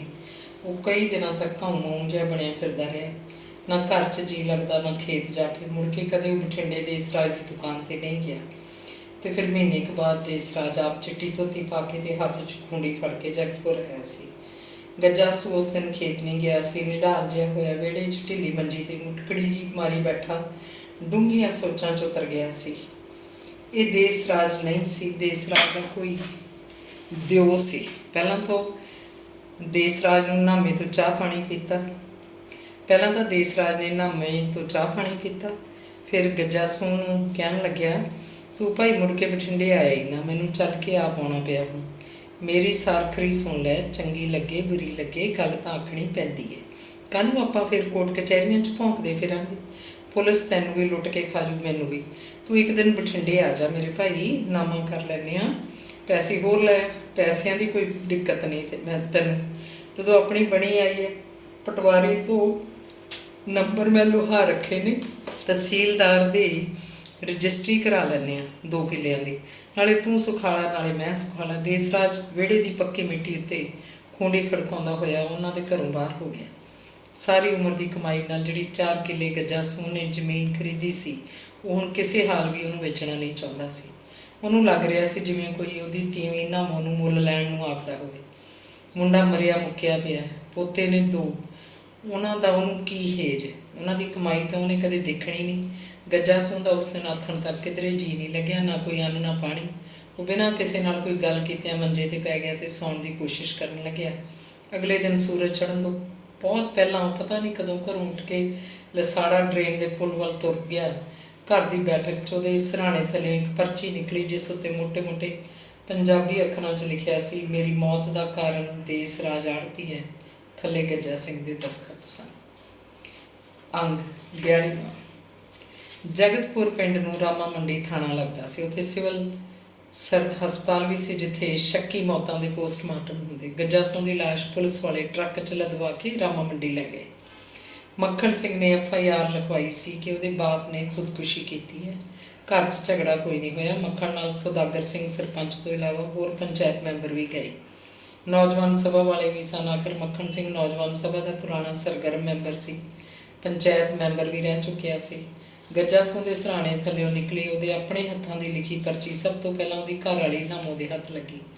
ਨਾਮੋ ਤਾਂ ਅਨਪੜ੍ਹ ਸੀ। ਮੱਖਣ ਦੀ ਬਹੂ ਨੇ ਪਰਚੀ ਪੜ੍ਹੀ। ਫਿਰ ਇਹ ਪਰਚੀ ਨਾਮੋ ਨੇ ਸੁਦਾਗਰ ਸਿੰਘ ਸਰਪੰਚ ਨੂੰ ਦੇ ਦਿੱਤੀ। ਜਦੋਂ ਇਕੱਠ ਬਣ ਕੇ ਗੱਜਾ ਸਿੰਘ ਦੀ ਲਾਸ਼ ਦੇ ਨਾਲ ਰਾਮਾ ਮੰਡੀ ਗਏ ਤਾਂ ਸਰਪੰਚ ਜਾਂਦਾ ਹੋਇਆ ਇਹ ਪਰਚੀ ਆਪਣੇ ਨਾਲ ਲੈ ਗਿਆ। ਪਰਚੀ ਪੁਲਿਸ ਨੂੰ ਦਿਖਾਈ ਸੀ। ਸੁਦਾਗਰ ਸਿੰਘ ਨੇ ਰਾਮਾ ਮੰਡੀ ਜਾ ਕੇ ਉਹ ਪਰਚੀ ਦੀਆਂ 15-20 ਕਾਪੀਆਂ ਫੋਟੋਸਟੇਟ ਕਰਾ ਲਈਆਂ। ਪੋਸਟਮਾਰਟਮ ਤੋਂ ਬਾਅਦ ਜਦੋਂ ਲਾਸ਼ ਟਰੱਕ 'ਚ ਪਾ ਕੇ ਪਿੰਡ ਨੂੰ ਲਿਜਾਣ ਲੱਗੇ ਤਾਂ ਉਹਨਾਂ ਨੂੰ ਰਾਮਾ ਮੰਡੀ ਦੇ ਪੱਤਰਕਾਰਾਂ ਨੇ ਘੇਰ ਲਿਆ। ਇੱਕ ਕਿਸਾਨ ਦੀ ਖੁਦਕੁਸ਼ੀ ਦਾ ਮਾਮਲਾ ਸੀ। ਖਬਰ ਤਾਂ ਬਣਦੀ ਸੀ। ਕਿਸਾਨ ਆੜ੍ਹਤੀ ਹੱਥੋਂ ਤੰਗ ਆ ਕੇ ਖੁਦਕੁਸ਼ੀ ਕਰ ਗਿਆ। ਕੈਮਰੇ ਵਾਲਿਆਂ ਨੇ ਉਹਦੀ ਹੱਥ ਦੀ ਪਰਚੀ ਦੀ ਫੋਟੋ ਵੀ ਲਈ। ਗੱਜਾ ਸਿੰਘ ਦੀ ਖੁਦਕੁਸ਼ੀ ਸੁਣ ਕੇ ਰਾਮਾ ਮੰਡੀ 'ਚ ਖਬਰ ਜੰਗਲ ਦੀ ਅੱਗ ਵਾਂਗ ਫੈਲ ਗਈ। ਭਾਰਤੀ ਕਿਸਾਨ ਯੂਨੀਅਨ ਵਾਲੇ ਵੀ ਪਤਾ ਨਹੀਂ ਕਿੱਧਰੋਂ ਹੀ ਹਾ ਉਤਰੇ ਅਤੇ ਫਿਰ ਪੱਤਰਕਾਰ ਤੇ ਭਾਰਤੀ ਕਿਸਾਨ ਯੂਨੀਅਨ ਵਾਲੇ ਲਾਸ਼ ਦੇ ਨਾਲ ਹੀ ਆਪਣੇ ਆਪਣੇ ਸਕੂਟਰ ਮੋਟਰਸਾਈਕਲ ਉੱਤੇ ਜਗਤਪੁਰ ਪਹੁੰਚੇ। ਦਿਨ ਹਾਲੇ ਖੜ੍ਹਾ ਹੀ ਸੀ। ਗੱਜਾ ਸਿੰਘ ਦੀ ਖਬਰ ਸਾਰੇ ਪਿੰਡ 'ਚ ਦਿਨ ਭਰ ਧੁਖਦੀ ਰਹੀ। ਗੱਜਾ ਸਿੰਘ ਦੇ ਦਾਹ ਸੰਸਕਾਰ ਵੇਲੇ ਲੋਕਾਂ ਦਾ ਇੰਨਾ ਇਕੱਠ ਸੀ ਕਿ ਤਿਲ ਸੁੱਟਣ ਨੂੰ ਥਾਂ ਨਹੀਂ ਸੀ। ਦਾਹ ਸੰਸਕਾਰ ਤਾਂ ਛੇਤੀ ਮੁੱਕ ਗਿਆ। ਉੱਥੇ ਸਿਵਿਆਂ 'ਚ ਇੱਕ ਪਾਸੇ ਹੋ ਕੇ ਭਾਰਤੀ ਕਿਸਾਨ ਯੂਨੀਅਨ ਵਾਲਿਆਂ ਨੇ ਇੱਕ ਛੋਟਾ ਜਿਹਾ ਜਲਸਾ ਕੀਤਾ, ਜਿਸ 'ਚ 5-7 ਬੰਦਿਆਂ ਨੇ ਸੰਖੇਪ ਜਿਹੇ ਭਾਸ਼ਣ ਦਿੱਤੇ। ਸਰਪੰਚ ਸੁਦਾਗਰ ਸਿੰਘ ਵੀ ਬੋਲਿਆ ਸੀ। ਪਿੰਡ ਦੀ ਨੌਜਵਾਨ ਸਭਾ ਦੇ 2 ਮੈਂਬਰ ਵੀ ਬੋਲੇ। ਸਾਰੇ ਇੱਕੋ ਆਵਾਜ਼ ਹੋ ਕੇ ਆਖ ਰਹੇ ਸੀ ਕਿ ਖੁਦਕੁਸ਼ੀ ਕਤਲ ਕੇਸ ਬਣਦਾ ਹੈ। ਤੜਕੇ ਨੂੰ ਲਗਭਗ ਸਾਰੀਆਂ ਹਿੰਦੀ ਪੰਜਾਬੀ ਅਖਬਾਰਾਂ ਨੇ ਫੋਟੋਆਂ ਸਮੇਤ ਇਹ ਖਬਰ ਵੱਡੀ ਸੁਰਖੀ ਲਾ ਕੇ ਛਾਪੀ। ਗੱਜਾ ਸਿੰਘ ਦੀ ਪਰਚੀ ਦੀ ਇਬਾਰਤ ਅਖਬਾਰਾਂ 'ਚ ਵੀ ਛਪੀ। ਗੱਜਾ ਸਿੰਘ ਦੇ ਭੋਗ ਤੱਕ ਕਿਸਾਨ ਯੂਨੀਅਨ ਦੇ ਕਈ ਆਗੂ ਉਹਨਾਂ ਦੇ ਘਰ ਆਏ, ਗੱਲਾਂ ਕੀਤੀਆਂ। ਅਫਸੋਸ ਕਰਨ ਆਏ ਲੋਕਾਂ ਨੂੰ ਦੇਖ ਕੇ ਮੱਖਣ ਹੁਣ ਕੁਝ ਸੰਭਲਿਆ ਹੋਇਆ ਸੀ। ਪਹਿਲਾਂ ਵਾਂਗ ਨਸ਼ੇ ਪੱਤੇ ਨਹੀਂ ਕਰਦਾ ਸੀ। ਬਸ ਸਰੀਰ ਤਕੜਾ ਜਿਹਾ ਰੱਖਣ ਖਾਤਰ ਫੀਮ ਦਾ ਕੰਡਾ ਜ਼ਰੂਰ ਲੈਂਦਾ। ਉਹ ਨਸ਼ੇ ਪੱਤੇ ਵੀ ਸ਼ੌਕ ਨਾਲ ਹੀ ਕਰਦਾ ਸੀ। ਐਡਾ ਐਬੀ ਅਜੇ ਨਹੀਂ ਸੀ ਬਣਿਆ। ਹੁਣ ਬਾਪ ਮਰੇ ਤੋਂ ਪੱਤੇ ਖਾਣੇ ਉਹ ਬਿਲਕੁਲ ਹੀ ਛੱਡੀ ਬੈਠਾ ਸੀ, ਤਾਂ ਉਹਦੇ ਸਰੀਰ ਨੂੰ ਕੋਈ ਖਾਸ ਫਰਕ ਨਹੀਂ ਪਿਆ, ਨਾ ਹੀ ਤੋੜ ਲੱਗਦੀ। ਫੀਮ ਦਾ ਵੀ ਐਡਾ ਆਦੀ ਨਹੀਂ ਸੀ, ਨਾ ਖਾਂਦਾ ਤਾਂ ਵੀ ਸਰੀ ਜਾਂਦਾ। ਪਹਿਲਾਂ ਤੀਵੀਂ ਕਰਕੇ ਜਦੋਂ ਨਵੀਂ ਆਈ ਸੀ, ਹੁਣ ਉਹਨੂੰ ਭੋਗ ਤੱਕ ਸਵੇਰੇ ਸਦਿਆਂ ਉੱਠਣਾ ਪੈਂਦਾ। ਇੱਧਰ ਉੱਧਰ ਕਿਧਰੇ ਜਾਣਾ ਵੀ ਹੁੰਦਾ। ਖਾਣਾ ਮਕਾਣਾ ਆ ਰਹੀਆਂ ਸੀ। ਅਫਸੋਸ ਕਰਨ ਵਾਲੇ ਤੜਕੇ ਹੀ ਆ ਬੈਠਦੇ। ਇਸ ਕਰਕੇ ਫੀਮ ਤਾਂ ਹੁਣ ਵੀ ਖਾਂਦਾ। ਨਾਮੋ ਨੂੰ ਤਾਂ ਪਤਾ ਸੀ, ਮੱਖਣ ਨੂੰ ਕੋਈ ਪਤਾ ਨਹੀਂ ਸੀ ਕਿ ਉਹਨਾਂ ਦੀ 2 ਕਿੱਲੇ ਜ਼ਮੀਨ ਦੇਸਰਾਜ ਆੜ੍ਹਤੀ ਗਹਿਣੇ ਲਈ ਬੈਠਾ ਅਤੇ ਲਿਖਤ ਪੱਕੇ ਅਸਟਾਮ ਉੱਤੇ ਕਰਾਈ ਹੋਈ ਹੈ। ਭਾਰਤੀ ਕਿਸਾਨ ਯੂਨੀਅਨ ਦੇ 2 ਬੰਦੇ ਅਤੇ ਪਿੰਡ ਦੀ ਨੌਜਵਾਨ ਸਭਾ ਦੇ 4-5 ਮੁੰਡੇ ਬਠਿੰਡੇ ਦੇਸਰਾਜ ਦੀ ਦੁਕਾਨ 'ਤੇ ਗਏ ਅਤੇ ਉਹਦੇ ਨਾਲ ਧੀਮੇ ਮੱਤੇ 'ਚ ਗੱਲਾਂ ਕੀਤੀਆਂ ਤਾਂ ਇਹ 2 ਕਿੱਲੇ ਗਹਿਣੇ ਵਾਲੀ ਗੱਲ ਬਾਹਰ ਆਈ ਸੀ। ਨਹੀਂ ਤਾਂ ਕਿਸੇ ਨੂੰ ਕੀ ਪਤਾ ਸੀ। ਇਹ 2 ਕਿੱਲੇ ਤਾਂ ਗੱਜਾ ਸਿੰਘ ਆਪ ਹੀ ਵਾਹੁੰਦਾ ਬੀਜਦਾ, ਦੇਸਰਾਜ ਨੂੰ ਹਿੱਸਾ ਭੇਜਦਾ। ਦੇਸਰਾਜ ਨੇ ਵੀ ਦੱਸਿਆ ਕਿ ਗੱਜਾ ਸਿੰਘ ਦੇ ਨਾਂ ਉਹਦੀ ਬਹੀ ਉੱਤੇ 1 ਲੱਖ ਤੋਂ ਵੱਧ ਹੋਰ ਵਿਆਜੂ ਪੈਸਾ ਗਿਆ ਹੋਇਆ। ਉਹ ਹਰ ਛਮਾਈ ਨਾਮਾ ਕਰਕੇ ਜਾਂਦਾ ਸੀ। ਇਹ ਗੱਲਾਂ ਜ਼ੁਬਾਨੀ ਕਲਾਮੀ ਹੋਈਆਂ। ਦੇਸਰਾਜ ਨੇ ਤਾਂ ਉਹਨਾਂ ਨੂੰ ਨਾ ਗਹਿਣੇ ਦਾ ਅਸ਼ਟਾਮ ਵਿਖਾਇਆ, ਨਾ ਬਹੀ। ਬਹਾਨੇ ਜਿਹੇ ਮਾਰਦਾ ਰਿਹਾ। ਆਖ ਰਿਹਾ ਸੀ ਕਿ ਮੌਕਾ ਪੈਣ 'ਤੇ ਉਹ ਅਸ਼ਟਾਮ 'ਤੇ ਬਹੀ ਵੀ ਪੇਸ਼ ਕਰ ਦੇਗਾ। जिदन तू जगतपुर गया की आ खाया गज्जा सिंह भी वो मारी गया? एक किसान आगू ने सीधा सवाल किया। ना मैं तो कुछ नहीं कहा। देसराज ने हथ जोड़े तो फिर दसिया कि उन्होंने सिर्फ इन्ना आख्या सी भी गज्जा सिंह मैं जमीन गहने रख के की करनी है, तू औखा सौखाला रकम मोड़न की बंदोबस्त कर ले, हौली हौली मुड़ी जा, थोड़ा घना हाड़ी सोनी।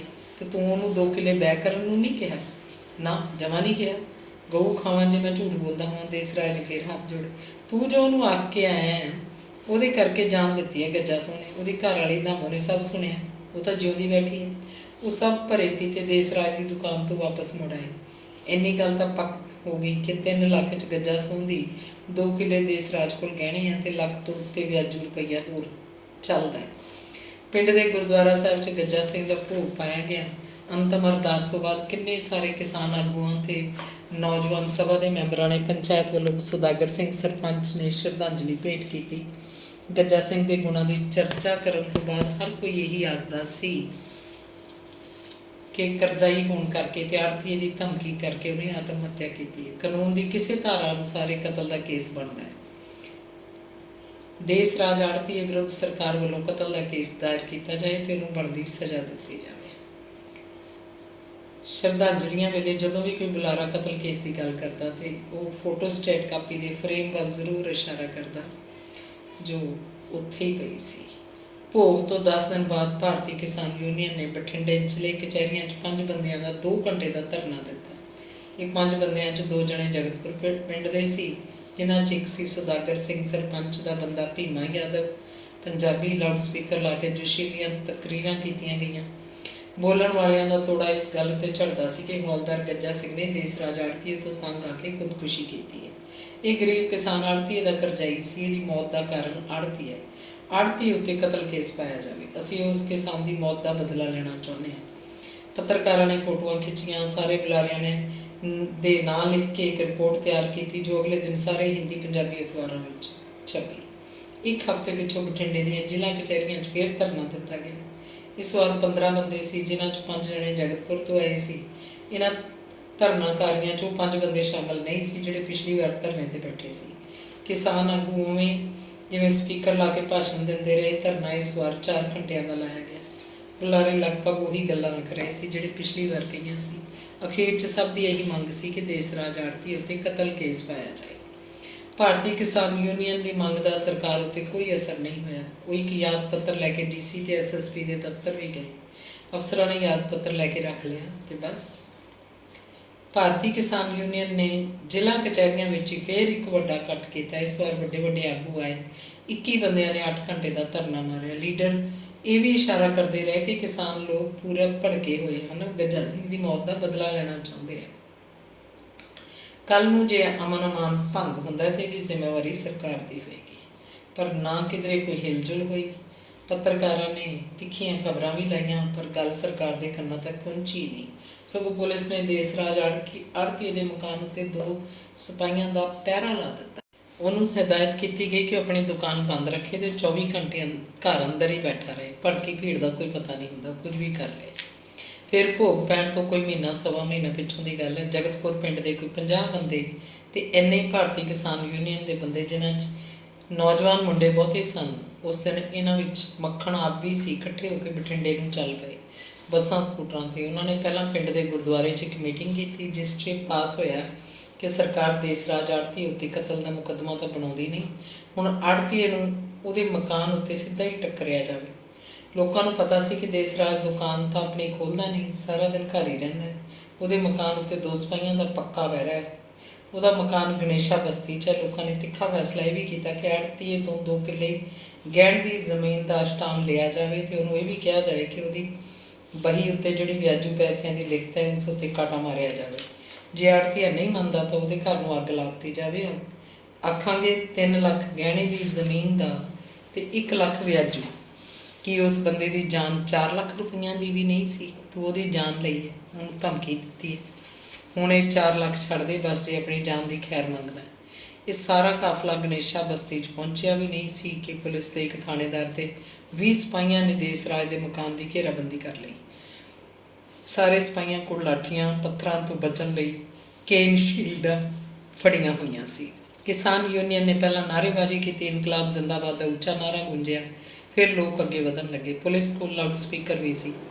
थानेदार उन्होंने अगे वधन तो रोक रहा सी, आख रहा सी इत्थे किते जलसा कर लो, भाषण जो मर्जी दिओ पर हुल्लड़बाजी नहीं करनी, अगे नहीं वधना, नहीं तो नतीजा ठीक नहीं होएगा। नारे मारते लगातार अगे वध रहे सन। हौलदार गज्जा सिंह अमर रहे, देश राज आड़तिया मुर्दाबाद, बच्चा बच्चा झोंक देंगे, देश राज नूं ठोक देंगे, इनकलाब जिंदाबाद। थानेदार लगातार बोल रहा सी, हजूम अगे वधदा जा रहा सी। पहला पुलिस सिपाहियों ने अपन लाठियां अगे करके ते कतार बन के उन्होंने अगे जाने तो रोकया, पर वो रुके नहीं। थानेदार ने बोलना बंद करता तो फिर पहला पुलिस ने अथरू गैस के हथ गोले सुटे। लोग जिवें अन्ने हो गए, उन्होंने अखां चों पानी दियां घराड़ां वगियां। फिर भी अगे वध रहे सन। लोगों के हत्थां 'च गिले कीते रुमाल सन, जिन्हां नालों अखां पूंझदे ते कुछ ना कुछ दिसन लगदा। जदों अगे वधनों नहीं हटे, सिपाहियों ने लाठियां भराउणियां शुरू कर दियां। उन्हां दीयां लत्तां ते डंडे मारदे, उन्हां दे डोले भन रहे। सिर अगे आ गया तो देखते नहीं सी कि लाठी कित्थे वजदी है, जिवें मक्की दीयां छल्लियां नूं कुट्टिया जा रहा होवे। भीमा यादव अगले बंदियां 'च सी, उहदे उत्ते जिवें डंडियां दी कुੱਟ दा असर ही ना हुंदा होवे। वो नारे मारदा अगे वध रहा सी। इक्को नारा सी, इनकलाब जिंदाबाद। एक सिपाही ने उहनूं खासा ही कुੱਟਤਾ। भीमे दीयां अखां लाल सन, उहदा शरीर कंब रहा सी, फिर भी उहदे हत्थां 'च लोहे की जान सी। उहने सिपाही दा डंडा ज्यों हत्थ विच फड़िया, छड्डिया नहीं। एक होर सिपाही ने आके उन्होंने बिना साह लाए बहुत कुटिया। डंडे भीमे के सिर च वज रहे सन, तो फिर भीमे ने अपने हत्थों च फड़िया डंडा सिपाही तो खोह लिया। ਉਹਦੇ ਵਿੱਚ ਅੰਤਾਂ ਦਾ ਰੋਹ ਸੀ, ਲਹੂ ਲੁਹਾਣ ਹੋਏ ਨੇ। ਉਹਨੇ ਡੰਡੇ ਮਾਰ ਮਾਰ ਦੋਵੇਂ ਸਿਪਾਹੀਆਂ ਨੂੰ ਭਜਾਤਾ। ਉਹਨਾਂ ਦੀ ਇਹ ਹਾਲਤ ਦੇਖ ਕੇ ਹੋਰ ਸਿਪਾਹੀ ਆ ਗਏ ਤੇ ਸਭ ਭੀਮੇ ਨੂੰ ਹੀ ਕੁੱਟਣ ਲੱਗੇ, ਜਿਵੇਂ ਉਹਨੂੰ ਜਾਨੋਂ ਹੀ ਮਾਰ ਦੇਣਾ ਹੋਵੇ। ਇਸ ਵਾਰ ਉੱਠਣ ਬੋਲਣ ਜੋਗਾ ਨਹੀਂ ਰਿਹਾ, ਉਹਦੇ ਸਰੀਰ 'ਚੋਂ ਥਾਂ ਥਾਂ ਖੂਨ ਨਿਕਲ ਰਿਹਾ ਸੀ। ਬਹੁਤੇ ਲੋਕ ਕੁੱਟ ਦੇ ਮਾਰੇ ਥਾਂ ਡਿੱਗ ਪਏ ਜਾਂ ਪਿਛਾਂਹ ਨੂੰ ਭੱਜ ਗਏ। ਉਦੋਂ ਤੱਕ ਇੱਕ ਟੁਕੜੀ ਪੁਲਿਸ ਦੀ ਟਰੱਕ ਭਰ ਕੇ ਹੋਰ ਆ ਚੁੱਕੀ ਸੀ। ਲੋਕ ਭੱਜੇ ਜਾ ਰਹੇ ਸਨ। ਪੁਲਿਸ ਵਾਲਿਆਂ ਨੇ ਹਵਾਈ ਫਾਇਰ ਵੀ ਕੀਤੇ। ਇੱਕ ਦਹਿਸ਼ਤ ਫੈਲ ਚੁੱਕੀ ਸੀ। ਕੁਝ ਲੋਕ ਪੁਲਿਸ ਦੇ ਵੀ ਜ਼ਖਮੀ ਸਨ। ਲੋਕਾਂ ਨੇ ਉਹਨਾਂ ਦੇ ਇੱਟਾਂ ਚੁੱਕ ਚੁੱਕ ਮਾਰੀਆਂ। ਭਾਰਤੀ ਕਿਸਾਨ ਯੂਨੀਅਨ ਦੇ 20 ਬੰਦੇ ਸਖਤ ਜ਼ਖਮੀ ਸਨ। ਪੁਲਿਸ ਉਹਨਾਂ ਨੂੰ ਟਰੱਕਾਂ 'ਚ ਲੱਦ ਕੇ ਸਿਵਲ ਹਸਪਤਾਲ ਲੈ ਗਈ, ਜਿੱਥੇ ਕਾਫੀ ਦੇਰ ਬਾਅਦ ਉਹਨਾਂ ਦੀ ਮੱਲਮ ਪੱਟੀ ਕੀਤੀ ਗਈ। ਬਾਕੀਆਂ ਨੂੰ ਤਾਂ ਦੁਬਾਰਾ ਮੱਲਮ ਪੱਟੀ ਕਰਕੇ ਦਵਾਈਆਂ ਦੇ ਕੇ ਤੀਜੇ ਦਿਨ ਆਪਣੇ ਘਰਾਂ ਨੂੰ ਤੋਰਤਾ ਗਿਆ। ਪਰ 3 ਬੰਦੇ ਬੁਰੀ ਹਾਲਤ 'ਚ ਸਨ। ਉਹਨਾਂ ਦੇ ਸਿਰਾਂ 'ਚ ਸਖਤ ਸੱਟਾਂ ਸਨ। ਉਹਨਾਂ ਤਿੰਨਾਂ ਦੇ ਗਲੂਕੋਜ਼ ਲੱਗਾ ਸੀ ਤੇ ਟੀਕੇ ਲੱਗ ਰਹੇ ਸਨ। ਉਹਨਾਂ ਨੂੰ ਹੋਸ਼ ਨਹੀਂ ਸੀ, ਇਸ ਲਈ ਮੂੰਹ ਰਾਹੀਂ ਦਵਾਈ ਅੰਦਰ ਨਹੀਂ ਜਾਂਦੀ ਸੀ। 5ਵੇਂ ਦਿਨ 2 ਦੀ ਮੌਤ ਹੋ ਗਈ। ਇਹ ਹੋਰ ਪਿੰਡਾਂ ਦੇ ਕਿਸਾਨ ਯੂਨੀਅਨ ਦੇ ਬੰਦੇ ਸਨ। ਭੀਮੇ ਨੂੰ ਸਰਪੰਚ ਸੁਦਾਗਰ ਸਿੰਘ ਰੈਫਰ ਕਰਵਾ ਕੇ ਲੁਧਿਆਣੇ ਨੂੰ ਤੁਰ ਗਿਆ। ਚਾਹੇ ਸੁਦਾਗਰ ਸਿੰਘ ਦੇ ਆਪਣੇ ਵੀ ਸੱਟਾਂ ਲੱਗੀਆਂ ਸਨ, ਪਰ ਉਹਨੇ ਆਪਣੀ ਪਰਵਾਹ ਨਹੀਂ ਕੀਤੀ। ਉਹ ਚਾਹੁੰਦਾ ਸੀ ਜਿੰਨਾ ਵੀ ਪੈਸਾ ਲੱਗ ਜਾਏ, ਭੀਮਾ ਮਰੇ ਨਾ। ਉਹਦੇ 'ਚ ਸਾਹ ਹੈਗੇ ਸਨ। ਉਹਨਾਂ ਦੀ ਐਂਬੂਲੈਂਸ ਗੱਡੀ ਬਰਨਾਲਾ ਵੀ ਨਹੀਂ ਟੱਪੀ ਕਿ ਭੀਮਾ ਦਮ ਤੋੜ ਗਿਆ। ਅੰਗ 43ਵਾਂ। ਉਹ ਪਿਛਲੇ ਕੋਈ 50 ਸਾਲਾਂ ਤੋਂ ਇਸ ਪਿੰਡ ਵਿੱਚ ਸੀ। ਜਵਾਲੇ ਦੇ ਘਰ ਦੀਆਂ 3 ਪੀੜ੍ਹੀਆਂ ਦੀ ਉਹਨੇ ਸੇਵਾ ਕੀਤੀ ਸੀ। ਹੁਣ ਉਹ ਇਸੇ ਘਰ ਦਾ ਪੱਕਾ ਮੈਂਬਰ ਸੀ। ਇਸੇ ਘਰ ਦਾ ਉਹ ਰੋਟੀ ਟੁੱਕੀ ਨਹੀਂ ਖਾਂਦਾ ਸੀ। ਇਹਦੇ ਨਾਲ ਗਹਿਰਾ ਮਾਨਸਿਕ ਲਗਾਓ ਵੀ ਸੀ। ਇੱਥੇ ਉਹਦੀਆਂ ਡੂੰਘੀਆਂ ਜੜ੍ਹਾਂ ਲੱਗ ਚੁੱਕੀਆਂ ਸਨ। ਇਸ ਵੇਲੇ ਉਹਦੀ ਉਮਰ 70 ਸਾਲਾਂ ਤੋਂ ਉੱਤੇ ਹੋਏਗੀ। ਉਹਨੂੰ ਸ਼ਾਇਦ ਆਪ ਨੂੰ ਵੀ ਸਿਰਫ ਇੰਨਾ ਹੀ ਯਾਦ ਰਹਿ ਗਿਆ ਸੀ ਕਿ ਉਹ ਬਿਹਾਰ ਦੇ ਦਰਭੰਗਾ ਜ਼ਿਲ੍ਹੇ 'ਚ ਤਿਲਕਪੁਰ ਪਿੰਡ ਦਾ। ਉਹਦਾ ਬਾਪ ਸ਼ਿਵ ਪ੍ਰਸਾਦ ਯਾਦਵ ਸੀ ਤੇ ਵੱਡੇ ਭਰਾ ਦਾ ਨਾਂ ਗੰਗਾ ਪ੍ਰਸਾਦ ਯਾਦਵ ਸੀ, ਜਿਹਦੇ 2 ਮੁੰਡੇ ਸਨ। ਉਹ ਪਤਾ ਨਹੀਂ ਕੀ ਕਰਦੇ ਹੋਣਗੇ। ਬਾਪ ਮਰ ਗਿਆ ਸੀ। ਵੱਡਾ ਭਰਾ ਵੀ ਹੁਣ ਤੱਕ ਕਿੱਥੇ ਜਿਉਂਦਾ ਹੋਏਗਾ। ਜਗਤਪੁਰ ਪਿੰਡ ਦੇ ਲੋਕ ਉਹਦੇ ਬਾਰੇ ਸਿਰਫ ਇੰਨਾ ਜਾਣਦੇ ਸੀ ਕਿ ਉਹ ਬਿਹਾਰੀ ਭਈਆ ਹੈ। ਇਸੇ ਤਰ੍ਹਾਂ ਪਿੰਡ 'ਚ 3 ਘਰ ਜੱਟਾਂ ਦੇ ਜਿਹੇ ਸਨ, ਜਿਨ੍ਹਾਂ ਨੂੰ ਭਦੌੜੀਏ, ਜਲਾਲ ਕੇ ਤੇ ਮੰਡੇਰ ਆਖਦੇ। ਇਹ ਤਾਂ ਲੋਕਾਂ ਨੂੰ ਪਤਾ ਸੀ ਕਿ ਉਹ ਕਦੇ ਕਿਸੇ ਪਿਛਲੀ ਪੀੜ੍ਹੀ 'ਚ ਭਦੌੜ, ਜਲਾਲ ਤੇ ਮੰਡੇਰਾਂ ਤੋਂ ਆ ਕੇ ਵਸੇ ਸਨ। ਇਹ ਪਤਾ ਨਹੀਂ ਕਿ ਉਹ ਕਿਉਂ ਇੱਥੇ ਆਏ ਸੀ। ਕੀ ਕੋਈ ਨਾਨਕਾ ਢੇਰੀ ਤੋਂ ਆਇਆ ਸੀ, ਜਾਂ ਘਰ ਜਵਾਈ ਸੀ, ਜਾਂ ਕੋਈ ਭੂਆ ਦੀ ਢੇਰੀ 'ਤੇ ਆਇਆ ਹੋਵੇ। ਬਸ ਇੱਦਾਂ ਹੀ ਉਹ ਬਿਹਾਰੀ ਭਈਆ ਸੀ। ਉਹ ਇੱਧਰ ਆ ਕੇ ਇੰਨਾ ਪੰਜਾਬੀ ਹੋ ਗਿਆ ਕਿ ਇੰਨਾ ਜਗਤਪੁਰ ਵਾਲਿਆਂ ਦਾ ਹੋ ਗਿਆ ਕਿ ਇੰਨਾ ਲਾਇਬ੍ਰੇਰੀ ਦਾ ਹੋ ਗਿਆ। ਬਾਹਰੋਂ ਕਿੱਧਰੋਂ ਆਇਆ ਲੱਗਦਾ ਹੀ ਨਹੀਂ ਸੀ। ਅਖੀਰ ਤੱਕ ਉਹਦੀ ਇੱਕੋ ਰਹਿਣੀ ਬਹਿਣੀ ਰਹੀ। ਸਿਰ ਉੱਤੇ 4 ਖਾਨੇ ਕੱਪੜੇ ਦਾ 2 ਮੀਟਰੀ ਸਾਫਾ, ਗਲ ਫੱਟੀਦਾਰ ਗਰਦਨ ਵਾਲਾ ਪੌਣੀਆਂ ਬਾਹਾਂ ਦਾ ਕੁੜਤਾ, ਥੱਲੇ ਦੀ ਮੈਲੇ ਲੱਠੇ ਦੀ ਜਾਕਟ, ਜਿਹਨੂੰ 2 ਵੱਡੀਆਂ ਵੱਡੀਆਂ ਜੇਬਾਂ ਲੱਗੀਆਂ ਹੁੰਦੀਆਂ, ਤੇੜ ਪਿੰਜੜੀਆਂ ਤੱਕ ਉੱਚੀ ਚਾਦਰ, ਪੈਰਾਂ 'ਚ ਚਮੜੇ ਦੀਆਂ ਕਾਲੀਆਂ ਚੱਪਲਾਂ, ਖੱਬੇ ਹੱਥ ਨੂੰ ਘੜੀ ਬੰਨੀ ਹੋਈ ਤੇ ਸੱਜੇ ਹੱਥ ਵਿੱਚ ਸੋਨੇ ਦਾ ਮੋਟਾ ਕੜਾ। ਪਿਛਲੇ ਦਿਨਾਂ 'ਚ ਉਹ ਐਨਕ ਲਾਉਂਦਾ ਸੀ। ਉਹਦਾ ਭੋਗ ਲਾਇਬ੍ਰੇਰੀ ਦੇ ਉਤਲੇ ਹਾਲ 'ਚ ਪਾਇਆ ਗਿਆ। 7 ਦਿਨ ਗੁਰੂ ਗ੍ਰੰਥ ਸਾਹਿਬ ਦਾ ਸਧਾਰਨ ਪਾਠ ਹੁੰਦਾ ਰਿਹਾ। ਭਾਰਤੀ ਕਿਸਾਨ ਯੂਨੀਅਨ, ਪਿੰਡ ਦੀ ਨੌਜਵਾਨ ਸਭਾ ਤੇ ਗ੍ਰਾਮ ਪੰਚਾਇਤ ਦੇ ਬਹੁਤ ਸਾਰੇ ਲੋਕ ਆਏ ਸੀ। ਕਈਆਂ ਨੇ ਸ਼ਰਧਾਂਜਲੀ ਦਿੱਤੀ। ਸਭ ਦੀ ਇੱਕੋ ਸੁਰ ਸੀ ਕਿ ਬਿਹਾਰ ਦਾ ਜੰਮਪਲ ਜ਼ਰੂਰ ਸੀ, ਪਰ ਬੰਦਾ ਸਾਡਾ ਪੰਜਾਬ ਦਾ ਸੀ। ਉਹ ਜਗਤਪੁਰ ਪਿੰਡ ਲਈ ਜੀਵਿਆ, ਪਿੰਡ ਦੇ ਸਾਂਝੇ ਹਿੱਤ ਲਈ ਸ਼ਹੀਦ ਹੋਇਆ। ਹੁਣ ਜਗਤਪੁਰ ਦਾ ਹੀ ਉਹਦਾ ਅਸਲੀ ਪਿੰਡ ਸੀ। ਇੱਕ ਮਤਾ ਸਾਂਝੇ ਤੌਰ 'ਤੇ ਪਾਸ ਕੀਤਾ ਗਿਆ ਕਿ ਹਰ ਸਾਲ ਇੱਥੇ ਲਾਇਬ੍ਰੇਰੀ 'ਚ ਉਹਦੀ ਬਰਸੀ ਮਨਾਈ ਜਾਇਆ ਕਰੇ। ਲਾਇਬ੍ਰੇਰੀ ਦੇ ਸਾਹਮਣੇ ਮੁੱਖ ਗੇਟ ਵੜਦੇ ਹੀ ਉਹਦਾ ਆਦਮਕਦ ਚਿੱਟੇ ਪੱਥਰ ਦਾ ਬੁੱਤ ਲੱਗੇਗਾ। ਉਹ ਕਿਸਾਨ ਲਹਿਰ ਦਾ ਸ਼ਹੀਦ ਸੀ। ਸੁਦਾਗਰ ਸਿੰਘ ਸਰਪੰਚ ਦੇ ਘਰ ਉਹਦੀਆਂ ਕਈ ਫੋਟੋਆਂ ਪਈਆਂ ਸਨ, ਖੜੇ ਦੀਆਂ ਵੀ, ਇਕੱਲਾ ਚਿਹਰਾ ਵੀ। ਸੁਦਾਗਰ ਕਈ ਫੋਟੋਆਂ ਜੈਪੁਰ ਨੂੰ ਲੈ ਗਿਆ ਸੀ। ਨਾਲ 2 ਬੰਦੇ ਹੋਰ ਵੀ ਗਏ ਸੀ। ਪੰਚਾਇਤ ਖਾਤੇ 'ਚ ਉਹਦੇ ਬੁੱਤ ਉੱਤੇ ਖਰਚ ਕੀਤਾ ਗਿਆ। ਸ਼ਹੀਦ ਭਗਤ ਸਿੰਘ ਯਾਦਗਾਰ ਲਾਇਬ੍ਰੇਰੀ ਦੇ ਮੁੱਖ ਗੇਟ ਸਾਹਮਣੇ ਸੱਜੇ ਹੱਥ ਉਹਦਾ ਆਦਮਕਦ ਸੰਗਮਰਮਰ ਦਾ ਬੁੱਤ ਸਥਾਪਿਤ ਕੀਤਾ ਗਿਆ। ਉਹਦੇ ਨੇਤਾ ਪ੍ਰਤੀ ਦੇ ਪਹਿਰਾਵੇ 'ਚ ਜਿਵੇਂ ਸਾਵੇਂ ਦਾ ਸਾਵਾਂ ਭੀਮਾ ਖੜਾ ਹੈ। ਬੁੱਤ ਦੇ ਥੱਲੇ ਕਾਲੇ ਪੰਜਾਬੀ ਅੱਖਰਾਂ 'ਚ ਲਿਖਿਆ ਸੀ, ਕਿਸਾਨ ਲਹਿਰ ਦਾ ਸ਼ਹੀਦ ਭੀਮਾ ਯਾਦਵ ਪੰਜਾਬੀ। ਹੌਲਦਾਰ ਗੱਜਾ ਸਿੰਘ ਦੇ ਘਰ ਦਾ ਕੀ ਹਾਲ ਹੋਇਆ? ਉਹਦਾ ਮੁੰਡਾ ਮੱਖਣ ਸਿੰਘ ਸਿੱਧੇ ਰਾਹ 'ਤੇ ਆਇਆ ਕਿ ਨਹੀਂ? ਦੇਸਰਾਜ ਆੜ੍ਹਤੀਏ ਕੋਲ ਜਿਹੜੀ ਉਹਨਾਂ ਦੀ 2 ਕਿੱਲੇ ਜ਼ਮੀਨ 3 ਲੱਖ ਰੁਪਏ 'ਚ ਗਹਿਣੇ ਸੀ, 1 ਲੱਖ ਹੋਰ ਵਿਆਜੂ ਪੈਸਾ ਸੀ, ਉਹਦਾ ਕੀ ਬਣਿਆ? ਇਹ ਸਭ ਬਾਅਦ ਦੀਆਂ ਗੱਲਾਂ। ਹੁਣ ਹਰ ਸਾਲ ਲਾਇਬ੍ਰੇਰੀ ਦੇ ਉਤਲੇ ਹਾਲ 'ਚ ਭੀਮਾ ਯਾਦਵ ਪੰਜਾਬੀ ਦੀ ਬਰਸੀ ਮਨਾਈ ਜਾਂਦੀ ਹੈ। ਕਿਸਾਨ ਆਗੂ ਆਉਂਦੇ ਹਨ। ਲਾਇਬ੍ਰੇਰੀ ਦੇ ਪਾਠਕ ਵੀ, ਪਿੰਡ ਦੇ ਨੌਜਵਾਨ ਸਭਾ ਅਤੇ ਪੰਚਾਇਤ ਵਾਲੇ। ਭੀਮਾ ਯਾਦਵ ਨੂੰ ਸ਼ਰਧਾਂਜਲੀਆਂ ਭੇਟ ਕੀਤੀਆਂ ਜਾਂਦੀਆਂ ਹਨ। ਉਸ ਦਿਨ ਗੁਰੂ ਗ੍ਰੰਥ ਸਾਹਿਬ ਜੀ ਦੇ ਅਖੰਡ ਪਾਠ ਦਾ ਭੋਗ ਪਾਇਆ ਜਾਂਦਾ ਅਤੇ ਗੁਰੂ ਦਾ ਲੰਗਰ ਅਟੁੱਟ ਵਰਤਦਾ। ਬਰਸੀ ਦਾ ਸਾਰਾ ਖਰਚਾ ਪਿੰਡ ਪੰਚਾਇਤ ਕਰਦੀ ਹੈ। ਲਾਇਬ੍ਰੇਰੀ ਦੇ ਦਫ਼ਤਰ 'ਚ ਭੀਮਾ ਯਾਦਵ ਪੰਜਾਬੀ ਦੀ ਵੱਡੀ ਫੋਟੋ ਫਰੇਮ ਕਰਕੇ ਕੰਧ ਉੱਤੇ ਲੱਗੀ ਹੈ, ਜਿਸ ਉੱਤੇ ਗੇਂਦੇ ਦੇ ਫੁੱਲਾਂ ਦਾ ਹਾਰ ਹੈ। ਲਾਇਬ੍ਰੇਰੀ ਦਾ ਕੰਮ ਗਿਆਨੀ ਕਲਿਆਣ ਸਿੰਘ ਸੰਭਾਲਦਾ, ਪਰ ਉਹ ਹਫ਼ਤੇ 'ਚ 2 ਦਿਨ ਹੀ ਇੱਥੇ ਬਠਿੰਡੇ ਤੋਂ ਆਉਂਦਾ ਹੈ। ਨਵੀਆਂ ਕਿਤਾਬਾਂ ਇਸ਼ੂ ਕਰਦਾ, ਪੁਰਾਣੀਆਂ ਵਾਪਸ ਲੈਂਦਾ। ਉਂਝ ਲਾਇਬ੍ਰੇਰੀ ਨਿੱਤ ਖੁੱਲ੍ਹਦੀ ਹੈ, ਸਿਰਫ ਅਖਬਾਰ ਹੀ ਪੜ੍ਹੇ ਜਾਂਦੇ। ਲੱਗਦਾ ਜਿਵੇਂ ਭੀਮਾ ਯਾਦਵ ਇੱਥੇ ਹੀ ਕਿਤੇ ਹੋਵੇ ਅਤੇ ਆਪਣੇ ਹੀ ਅੰਦਾਜ਼ 'ਚ ਟੁੱਟੀ ਫੁੱਟੀ ਪੰਜਾਬੀ ਉੱਚੀ ਸੁਰ 'ਚ ਬੋਲ ਰਿਹਾ ਹੋਵੇ। ਅਖੀਰਲਾ ਅੰਗ 44ਵਾਂ। ਹਰ ਸਾਲ ਦੀਵਾਲੀ ਦੀ ਰਾਤ ਜਦੋਂ ਪਿੰਡ ਦੇ ਕੰਧਾਂ ਕੌਲਿਆਂ ਉੱਤੇ ਦੀਵੇ ਜਗਦੇ ਹਨ, ਆਥਣੇ ਜਿਹੇ ਦਿਨ ਛਿਪੇ ਤੋਂ ਚਰਨੋਂ ਆਪਣੇ ਨੂੰਹ ਪੋਤੇ ਨੂੰ ਨਾਲ ਲੈ ਕੇ ਲਾਇਬ੍ਰੇਰੀ ਦੇ ਮੁੱਖ ਗੇਟ ਅੱਗੇ ਭੀਮੇ ਦੇ ਪੈਰਾਂ 'ਚ ਆ ਬੈਠਦੀ ਹੈ ਅਤੇ ਸਰੋਂ ਦੇ ਤੇਲ ਦਾ ਦੀਵਾ ਬਾਲਦੀ ਹੈ, ਮੱਥਾ ਟੇਕਦੀ ਹੈ। ਆਪ ਐਨਕ ਥੱਲੇ ਦੀ ਚੁੰਨੀ ਦੇ ਲੜ ਨਾਲ ਅੱਖਾਂ ਪੂੰਝਦੀ ਹੈ ਅਤੇ ਨੂੰਹ ਪੋਤੇ ਨੂੰ ਆਖਦੀ ਹੈ, ਮੱਥਾ ਟੇਕੋ ਭਾਈ, ਬਾਬਾ ਹੈ ਤੁਹਾਡਾ। ਘਰਾਂ ਨੂੰ ਮੁੜਦਿਆਂ ਚਰਨੋਂ ਨੂੰ ਐਨਕ ਨਾਲ ਵੀ ਧੁੰਦਲਾ ਧੁੰਦਲਾ ਦਿਸਦਾ ਹੈ। ਉਹਦੇ ਹੱਥ 'ਚ ਖੁੰਡੀ ਦੀ ਆਵਾਜ਼ ਬਹੁਤ ਮੱਧਮ ਹੋ ਚੁੱਕੀ ਹੁੰਦੀ ਹੈ। ਕਦਮਾਂ ਦਾ ਫਾਸਲਾ ਪਹਿਲਾਂ ਨਾਲੋਂ ਘੱਟ ਗਿਆ ਲੱਗਦਾ ਹੈ। ਧੰਨਵਾਦ।